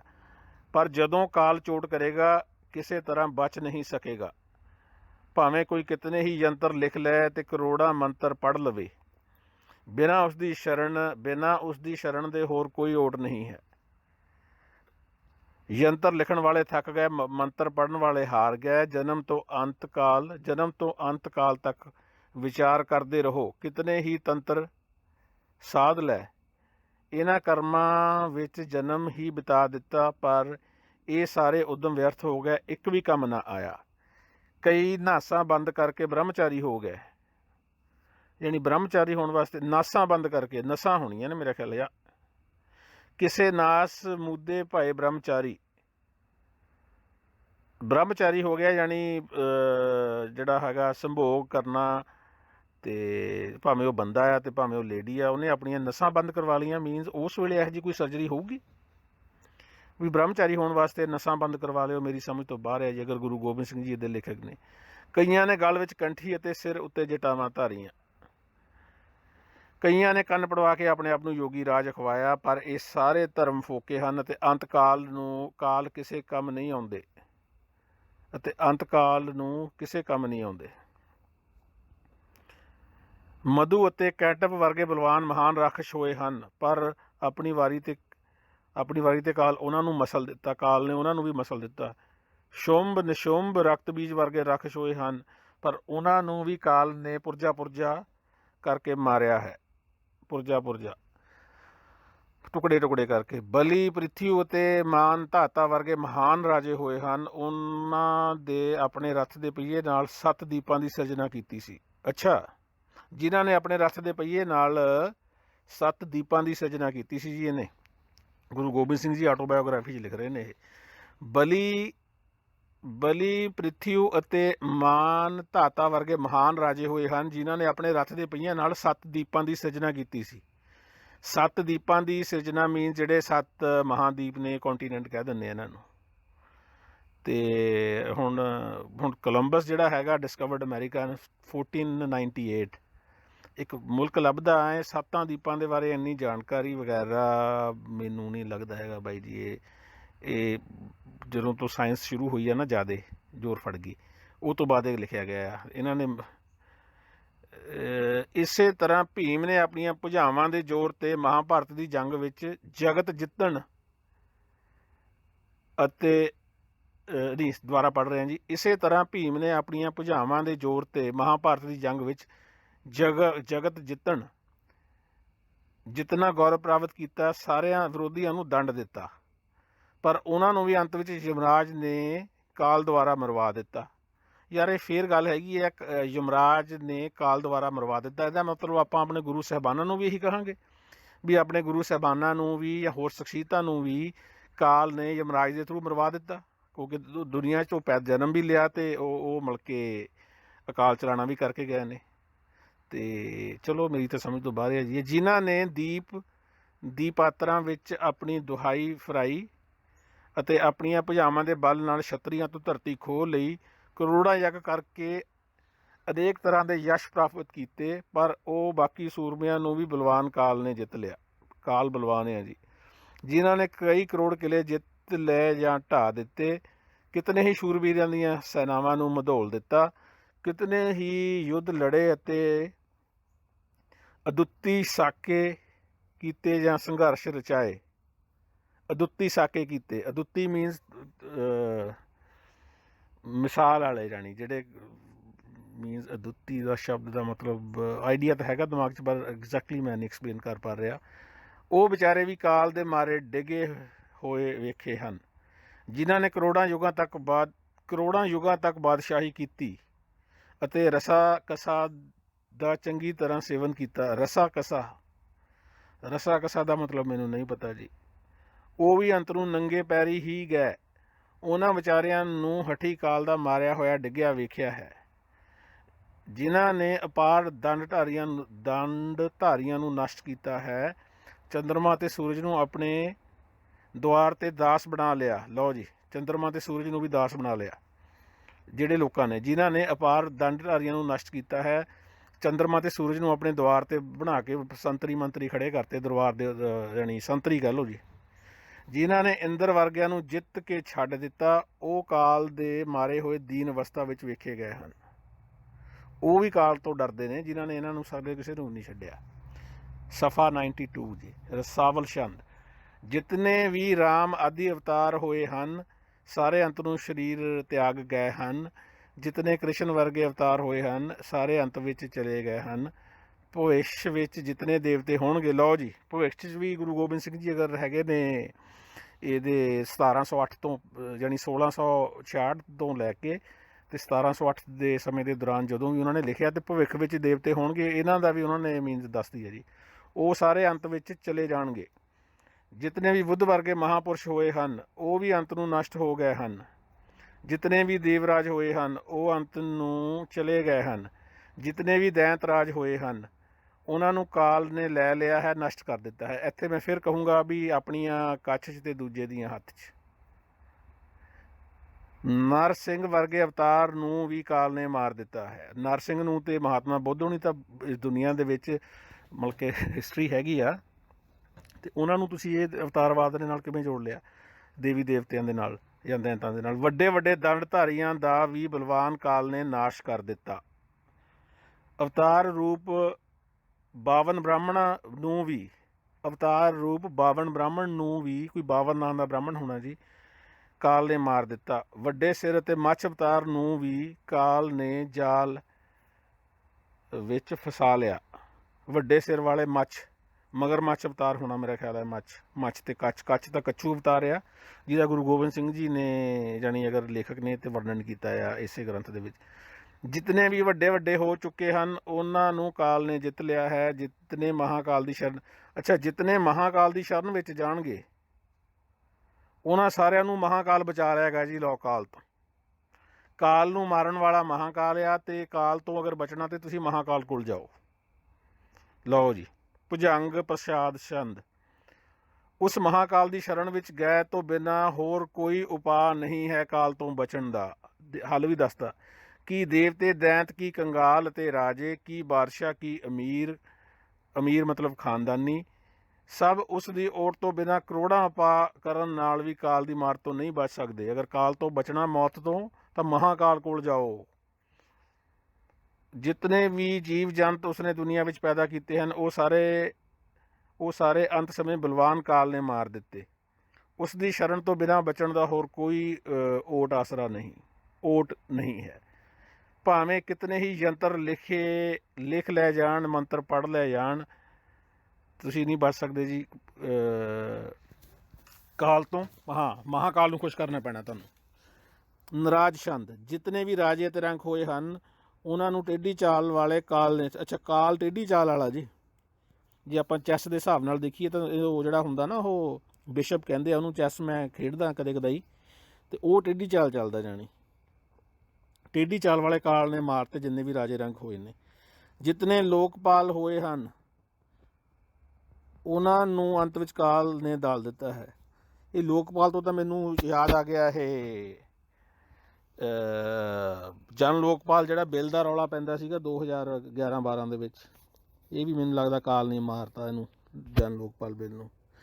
ਜਿਤਨੇ ਲੋਕਪਾਲ ਹੋਏ ਹਨ ਉਹਨਾਂ ਨੂੰ ਅੰਤ ਵਿੱਚ ਕਾਲ ਨੇ ਦਲ ਦਿੱਤਾ ਹੈ। ਲੋਕ ਹੋਇਆ ਹੀ ਨਹੀਂ ਭਰਾਵਾ, ਜਨ ਲੋਕਪਾਲ ਬਿੱਲ ਤਾਂ ਲੋਕਪਾਲ ਬਿੱਲ ਪਾਸ ਹੀ ਨਹੀਂ ਹੋਇਆ। ਜਿਹੜੇ ਕਿਰਪਾਨ ਨੂੰ ਹੱਥ ਵਿੱਚ ਧਾਰਨ ਕਰਕੇ ਮਹਾਕਾਲ ਨੂੰ ਜਪਦੇ ਹਨ। ਅੱਛਾ, ਅਗਰ ਕਾਲ ਤੋਂ ਬਚਣਾ ਤਾਂ ਮਹਾਕਾਲ ਨੂੰ ਜਪਣਾ ਆ ਤੁਸੀਂ, ਪਰ ਹੱਥ 'ਚ ਕਿਰਪਾਨ ਧਾਰਨ ਕਰਨੀ ਆ। ਉਹ ਰੱਖਿਆ ਲਈ ਬੇਸ਼ੁਮਾਰ ਸਾਧਨ ਜੁਟਾ ਲੈਂਦੇ ਹਨ। ਚਲੋ ਜੀ, ਕਾਲ ਨੂੰ ਮਾਰਨਾ ਅਤੇ ਤੁਸੀਂ ਹੱਥ 'ਚ ਤਲਵਾਰ ਲੈ ਕੇ ਮਹਾਕਾਲ ਦੀ ਆਰਾਧਨਾ ਕਰੋ। ਜਿਤਨੇ ਵੀ ਮਹਾਕਾਲ ਨੂੰ ਧਿਆਉਂਦੇ ਹਨ ਉਹ ਜਗਤ ਉੱਤੇ ਜਿੱਤ ਪ੍ਰਾਪਤ ਕਰਕੇ ਜਾਂਦੇ ਹਨ। ਜਿੱਤ ਪ੍ਰਾਪਤ ਕੀ ਮਤਲਬ ਕਿ ਉਹ ਮਰਦੇ ਨਹੀਂ ਗੇ, ਮੀਨਸ ਜਿਸ ਦਾ ਸਰੂਪ ਵਿਚਿੱਤਰ ਅਤੇ ਸੁੰਦਰ ਹੈ ਅਤੇ ਬਹੁਤ ਪਵਿੱਤਰ ਹੈ, ਜੋ ਅਲੌਕਿਕ ਰੂਪ ਵਿੱਚ ਸੱਜ ਰਿਹਾ ਹੈ, ਉਸ ਦਾ ਨਾਂ ਸੁਣ ਕੇ ਪਾਪ ਭੱਜ ਜਾਂਦੇ ਹਨ। ਬਿਲਾਸ ਲਾਲ ਲੋਚਨ, ਉਸ ਦੇ ਵਿਸ਼ਾਲ ਅਤੇ ਲਾਲ ਨੇਤਰ ਹਨ ਮਹਾਕਾਲ ਦੇ। ਬੇਅੰਤ ਪਾਪਾਂ ਨੂੰ ਨਸ਼ਟ ਕਰਨ ਵਾਲੇ ਹਨ। ਉਸ ਦੇ ਸਰੂਪ ਦੀ ਚੰਦਰਮਾ ਤੋਂ ਵੀ ਸੁੰਦਰ ਚਮਕ ਨੇ। ਅਨੇਕ ਪਾਪੀ ਤਾਰੇ ਹਨ। ਰਸਾਵਲ ਛੰਦ, ਜਿਤਨੇ ਲੋਕਪਾਲ ਹਨ। ਯਾਰ ਲੋਕਪਾਲ ਨਾ ਕਰੋ, ਅਸੀਂ ਵੀ ਇਹਦੇ ਮਗਰ ਲੱਗ ਕੇ ਜਨ ਲੋਕਪਾਲ ਬਿੱਲ ਦੇ ਅਤੇ ਆਪਣਾ ਘੁੱਗਾ ਚਿੱਤ ਕਰਾਇਆ ਕੇਜਰੀਵਾਲ ਦੇ ਮਗਰ ਲੱਗ ਕੇ। ਉਹ ਸਾਰੇ ਕਾਲ ਦੇ ਅਧੀਨ ਹਨ। ਜਿੰਨੇ ਲੋਕਪਾਲ ਨੇ ਕਾਲ ਦੇ ਅਧੀਨ ਨੇ ਜੀ ਉਹ। ਜਿਤਨੇ ਸੂਰਜ ਅਤੇ ਚੰਦਰਮੇ ਹਨ ਅਤੇ ਕੀ ਇੰਦਰ ਦੇ ਸਮੁੱਚ ਹਨ, ਸਭ ਕਾਲ ਦੇ ਵਸ ਵਿੱਚ ਹਨ। ਇਹ 14 ਲੋਕਾਂ ਵਿੱਚ ਕਾਲ ਦਾ ਚੱਕਰ ਚੱਲਦਾ ਹੈ। ਉਸਨੇ ਟੇਢੀ ਭੌਂ ਫਿਰਾ ਕੇ ਸਾਰੇ ਨਾਥਾਂ ਨੂੰ ਨੱਥ ਲਿਆ ਹੈ। ਟੇਢੀ ਭੌਂ ਦਾ ਮਤਲਬ ਮੈਨੂੰ ਨਹੀਂ ਪਤਾ ਜੀ। ਕੀ ਰਾਮ ਕੀ ਕ੍ਰਿਸ਼ਨ ਕੀ ਚੰਦਰ ਕੀ ਸੂਰਜ, ਕੀ ਚੰਦਰਮਾ ਕੀ ਸੂਰਜ, ਸਾਰੇ ਕਾਲ ਦੀ ਹਜ਼ੂਰੀ ਵਿੱਚ ਹੱਥ ਬੰਨੀ ਖੜੋਤੇ ਨੇ। ਇਹ ਤਾਂ ਨਹੀਂ ਮੈਨੂੰ ਪਤਾ ਹੈਗਾ ਵੀ ਜਿਹੜੇ ਬ੍ਰਹਮਾ ਕ੍ਰਿਸ਼ਨ ਅਤੇ ਇਹ ਨੇ ਰਾਮ, ਚੰਦਰਮਾ ਸੂਰਜ ਜ਼ਰੂਰ ਦਿਸਦੇ ਨੇ ਜੀ, ਪਰ ਹੱਥ ਬੰਨੀ ਤਾਂ ਕਿਤੇ ਨਹੀਂ ਦਿਸਦੇ ਜੀ। ਹੱਥ ਉਦੋਂ ਜ਼ਰੂਰ ਇਹਦੇ ਸੂਰਜ ਦੇ ਜੋੜ ਦਈਦੇ ਨੇ ਜਦੋਂ ਗਰਮੀ ਬਹੁਤ ਪੈਂਦੀ ਆ। ਚੰਦਰਮਾ ਵੈਸੇ ਰਾਤ ਨੂੰ ਵਧੀਆ ਲੱਗਦਾ ਦੇਖਣ ਨੂੰ। ਕਾਲ ਸਮਾਂ ਪਾ ਕੇ ਭਗਵਾਨ ਵਿਸ਼ਨੂੰ ਹੋਇਆ। ਕਾਲ ਸਮਾਂ ਪਾ ਕੇ ਹੀ ਭਗਵਾਨ ਵਿਸ਼ਨੂੰ ਹੋਇਆ, ਜਿਸ ਦੀ ਕਲਾ ਨਾਲੇ ਜਗਤ ਜਾਗ ਰਿਹਾ ਹੈ। ਗਤੀਮਾਨ ਹੈ ਜੀ, ਗਤੀਮਾਨ। ਜਿਹੜਾ ਭਗਵਾਨ ਵਿਸ਼ਨੂੰ ਆ, ਸ਼ਿਵ ਨੂੰ ਕਹਤਾ ਮੈਂ, ਵਿਸ਼ਨੂੰ, ਉਹ ਕਾਲ ਬਣ ਗਿਆ ਭਗਵਾਨ ਵਿਸ਼ਨੂੰ, ਅਤੇ ਉਹਦੀ ਸ਼ਕਤੀ ਨਾਲ ਹੀ ਇਹ ਜਗਤ ਹੈ ਜਿਹੜਾ ਇਹ ਗਤੀਮਾਨ ਹੋਇਆ ਆ। ਕਾਲ ਪਾ ਕੇ ਹੀ ਬ੍ਰਹਮਾ ਪ੍ਰਗਟ ਹੋਇਆ ਅਤੇ ਕਾਲ ਪਾ ਕੇ ਹੀ ਸ਼ਿਵ ਯੋਗੀ ਹੋਇਆ। ਕਾਲ ਪਾ ਕੇ ਮੀਨਸ ਮੌਤ ਪਾ ਕੇ ਹੋ ਗਿਆ ਜੀ। ਕਾਲ ਨੂੰ ਪਾ ਲਿਆ ਤੁਸੀਂ ਜਾਂ ਕਾਲ ਨੂੰ ਹਰਾਤਾ, ਸਮਝ ਤੋਂ ਬਾਹਰ ਹੈ ਜੀ। ਕਾਲ ਪਾ ਕੇ ਹੀ ਦੇਵਤੇ, ਬੈਂਸ, ਗੰਧਰਵ, ਯਕਸ਼, ਸੱਪ, ਦਿਸ਼ਾਵਾਂ ਅਤੇ ਵੀਹ ਦਿਸ਼ਾਵਾਂ ਹੋਂਦ ਵਿੱਚ ਆਈਆਂ ਹਨ। ਜਾਣੀ ਜਿਨ੍ਹਾਂ ਨੇ ਕਾਲ ਨੂੰ ਜਿੱਤ ਲਿਆ ਜਾਂ ਹਾਸਲ ਕਰ ਲਿਆ ਕਾਲ ਨੂੰ ਪਾ ਕੇ ਹੀ। ਹੁਣ ਇੱਥੇ ਕਾਲ ਨੂੰ ਜਾਣੀ ਵੱਡਾ ਬਣਾ ਕੇ ਪੇਸ਼ ਕਰਤਾ ਜੀ। ਹੋਰ ਜੋ ਵਰਤਮਾਨ ਪਦਾਰਥ ਹਨ ਉਹ ਸਾਰੇ ਕਾਲ ਦੇ ਵਸ ਵਿੱਚ ਹਨ।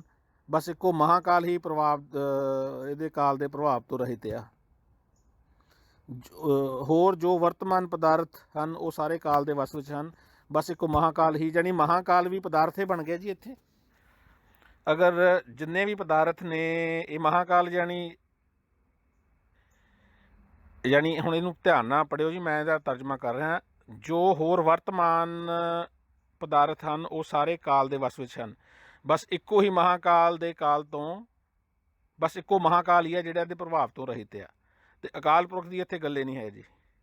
ਅਤੇ ਹੁਣ ਜੇ ਤਾਂ ਇਹਦਾ ਮਤਲਬ ਮਹਾਕਾਲ ਵੀ ਪਦਾਰਥ ਹੀ ਇਹਨੇ ਬਣਾਤਾ, ਅਤੇ ਜਿਹੜਾ ਕਿ ਕਾਲ ਦੇ ਪ੍ਰਭਾਵ ਦੇ ਵਿੱਚ ਨਹੀਂ ਆਉਂਦਾ। ਦੇਵਤਿਆਂ ਦੇ ਦੇਵਤੇ ਤੈਨੂੰ ਨਮਸਕਾਰ ਹੈ। ਹੇ ਦੇਵਤਿਆਂ ਦੇ ਦੇਵ, ਫਿਰ ਚਲੋ ਜੀ ਕਾਲ ਉਸਤਤ ਸ਼ੁਰੂ ਹੋ ਗਈ ਜੀ, ਦੋਵਾਂ ਦੀ ਹੋ ਗਈ। ਖੈਰ, ਕਾਲ ਵੀ ਮਹਾਨ ਆ ਅਤੇ ਮਹਾਕਾਲ ਵੀ ਮਹਾਨ ਹੈ ਜੀ। ਹੇ ਖੜਗਧਾਰੀ ਤੈਨੂੰ ਨਮਸਕਾਰ ਹੈ। ਤੂੰ ਸਦਾ ਇੱਕ ਰੂਪ ਵਿੱਚ ਰਹਿਣ ਵਾਲਾ ਅਤੇ ਵਿਕਾਰਾਂ ਤੋਂ ਰਹਿਤ ਹੈ। ਰਜੋ ਸਤੋ ਅਤੇ ਤਮੋ ਗੁਣਾ ਵਾਲਾ ਤੈਨੂੰ ਨਮਸਕਾਰ ਹੈ। ਹੇ ਵਿਕਾਰਾਂ ਤੋਂ ਰਹਿਤ ਤੈਨੂੰ ਨਮਸਕਾਰ ਹੈ। ਹੇ ਰੋਗਾਂ ਤੋਂ ਰਹਿਤ ਤੈਨੂੰ ਨਮਸਕਾਰ ਹੈ। ਰਸਾਵਲ ਛੰਦ ਆ ਗਿਆ ਜੀ, ਪੇਜ ਨੰਬਰ 95 ਜੀ। ਹੱਥ ਵਿੱਚ ਬਾਣ ਧਾਰਨ ਕਰਨ ਵਾਲੇ ਤੈਨੂੰ ਨਮਸਕਾਰ ਹੈ। ਡਰ ਤੋਂ ਰਹਿਤ ਤੈਨੂੰ ਨਮਸਕਾਰ ਹੈ। ਹੇ ਦੇਵਤਿਆਂ ਦੇ ਦੇਵਤੇ ਤੈਨੂੰ ਨਮਸਕਾਰ ਹੈ। ਜਿਨ੍ਹਾਂ ਦੀ ਜਗਤ ਵਿੱਚ ਹੋਂਦ ਹੈ ਜਿਸ ਦੀ ਜਗਤ ਵਿੱਚ ਹੋਂਦ ਹੈ ਉਸ ਨੂੰ ਨਮਸਕਾਰ ਹੈ। ਭੁਜੰਗ ਪ੍ਰਿਆਤ ਛੰਦ। ਹੇ ਤਲਵਾਰ, ਖੰਡੇ, ਕਿਰਪਾਨ ਅਤੇ ਕਟਾਰ ਦੇ ਸਰੂਪ ਵਾਲੇ ਤੈਨੂੰ ਨਮਸਕਾਰ ਹੈ। ਹੇ ਸਦਾ ਇੱਕ ਰੂਪ ਅਤੇ ਵਿਕਾਰਾਂ ਤੋਂ ਰਹਿਤ ਤੈਨੂੰ ਨਮਸਕਾਰ ਹੈ। ਇਹ ਰਿਪੀਟ ਹੋ ਰਿਹਾ ਜੀ, ਇਹੀ ਗੱਲਾਂ ਨਮਸਕਾਰ ਵਾਲੀਆਂ। ਇਹਦੇ ਵਿੱਚ ਵੀ ਅਤੇ ਇਹ ਤੋਂ ਪਹਿਲਾਂ ਜਿਹੜਾ ਆਪਾਂ ਰਾਮ ਅਵਤਾਰ ਆ ਉਹਦੇ 'ਚ ਵੀ ਬਹੁਤ ਨਮਸਕਾਰ ਹੁੰਦੇ ਨੇ ਇਹੋ ਜਿਹੇ। ਹੇ ਹੱਥ ਵਿੱਚ ਬਾਣ ਧਾਰਨ ਕਰਨ ਵਾਲੇ ਤੈਨੂੰ ਨਮਸਕਾਰ ਹੈ। ਹੇ ਦੰਡ ਧਾਰਨ ਕਰਨ ਵਾਲੇ ਤੈਨੂੰ ਨਮਸਕਾਰ ਹੈ। ਦੰਡ ਦਾ ਮਤਲਬ ਸੋਟਾ ਧਾਰਨ ਕੀਤਾ ਹੋਇਆ ਜੀ ਇਹਨੇ, ਹੱਥ ਵਿੱਚ ਬਾਣ ਫੜਿਆ ਅਤੇ ਸੋਟਾ ਵੀ ਧਾਰਨ ਕੀਤਾ ਹੋਇਆ, ਤੈਨੂੰ ਨਮਸਕਾਰ ਹੈ। ਜਿਨ੍ਹਾਂ ਨੇ 14 ਲੋਕਾਂ ਵਿੱਚ ਆਪਣੀ ਜੋਤੀ ਨੂੰ ਪਸਾਰਿਆ ਹੈ ਉਸ ਨੂੰ ਨਮਸਕਾਰ ਹੈ। ਹੇ ਤੀਰ ਅਤੇ ਬੰਦੂਕ, ਲਓ ਜੀ ਬੰਦੂਕ ਵੀ ਆ ਗਈ ਇੱਥੇ। ਹੇ ਤੀਰ ਅਤੇ ਬੰਦੂਕ ਸਰੂਪ ਤੈਨੂੰ ਨਮਸਕਾਰ ਹੈ। ਹੇ ਦਾਗ ਰਹਿਤ, ਭੈ ਰਹਿਤ, ਅਟੁੱਟ ਖੜਗ ਦੇ ਸਰੂਪ ਵਾਲੇ ਤੈਨੂੰ ਨਮਸਕਾਰ ਹੈ। ਵੱਡੀ ਗਦਾ ਅਤੇ ਸਹਿਥੀ ਦੇ ਸਰੂਪ ਵਾਲੇ ਤੈਨੂੰ ਨਮਸਕਾਰ ਹੈ।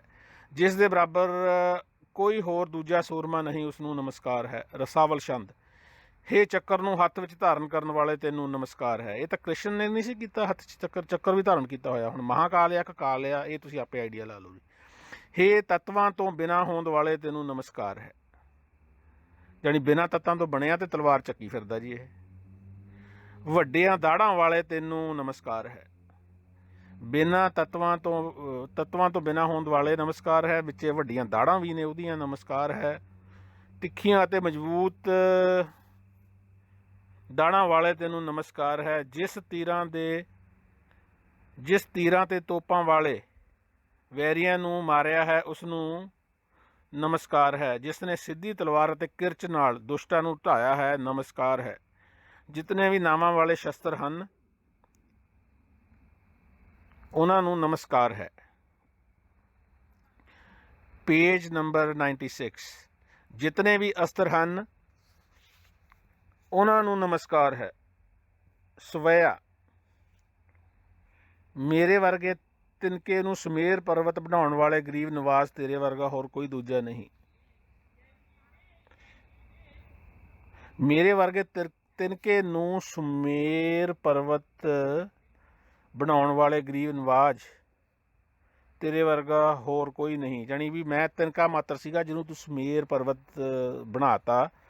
ਜਾਣੀ ਇੱਕ ਮਾੜੇ ਜਿਹੇ ਬੰਦੇ ਨੂੰ ਇੰਨਾ ਵੱਡਾ ਤੂੰ ਬਣਾ ਕੇ ਗਰੀਬਾਂ ਦਾ ਤੂੰ ਖਿਆਲ ਰੱਖਦਾ, ਇਸ ਕਰਕੇ ਤੇਰੇ ਵਰਗਾ ਹੋਰ ਕੋਈ ਨਹੀਂ ਹੈਗਾ। ਹੇ ਪ੍ਰਭੂ, ਆਪ ਮੇਰੀ ਭੁੱਲ ਬਖਸ਼ ਦਿਓ ਕਿਉਂਕਿ ਮੇਰੇ ਵਰਗਾ ਹੋਰ ਕੋਈ ਭੁੱਲਣਹਾਰ ਨਹੀਂ।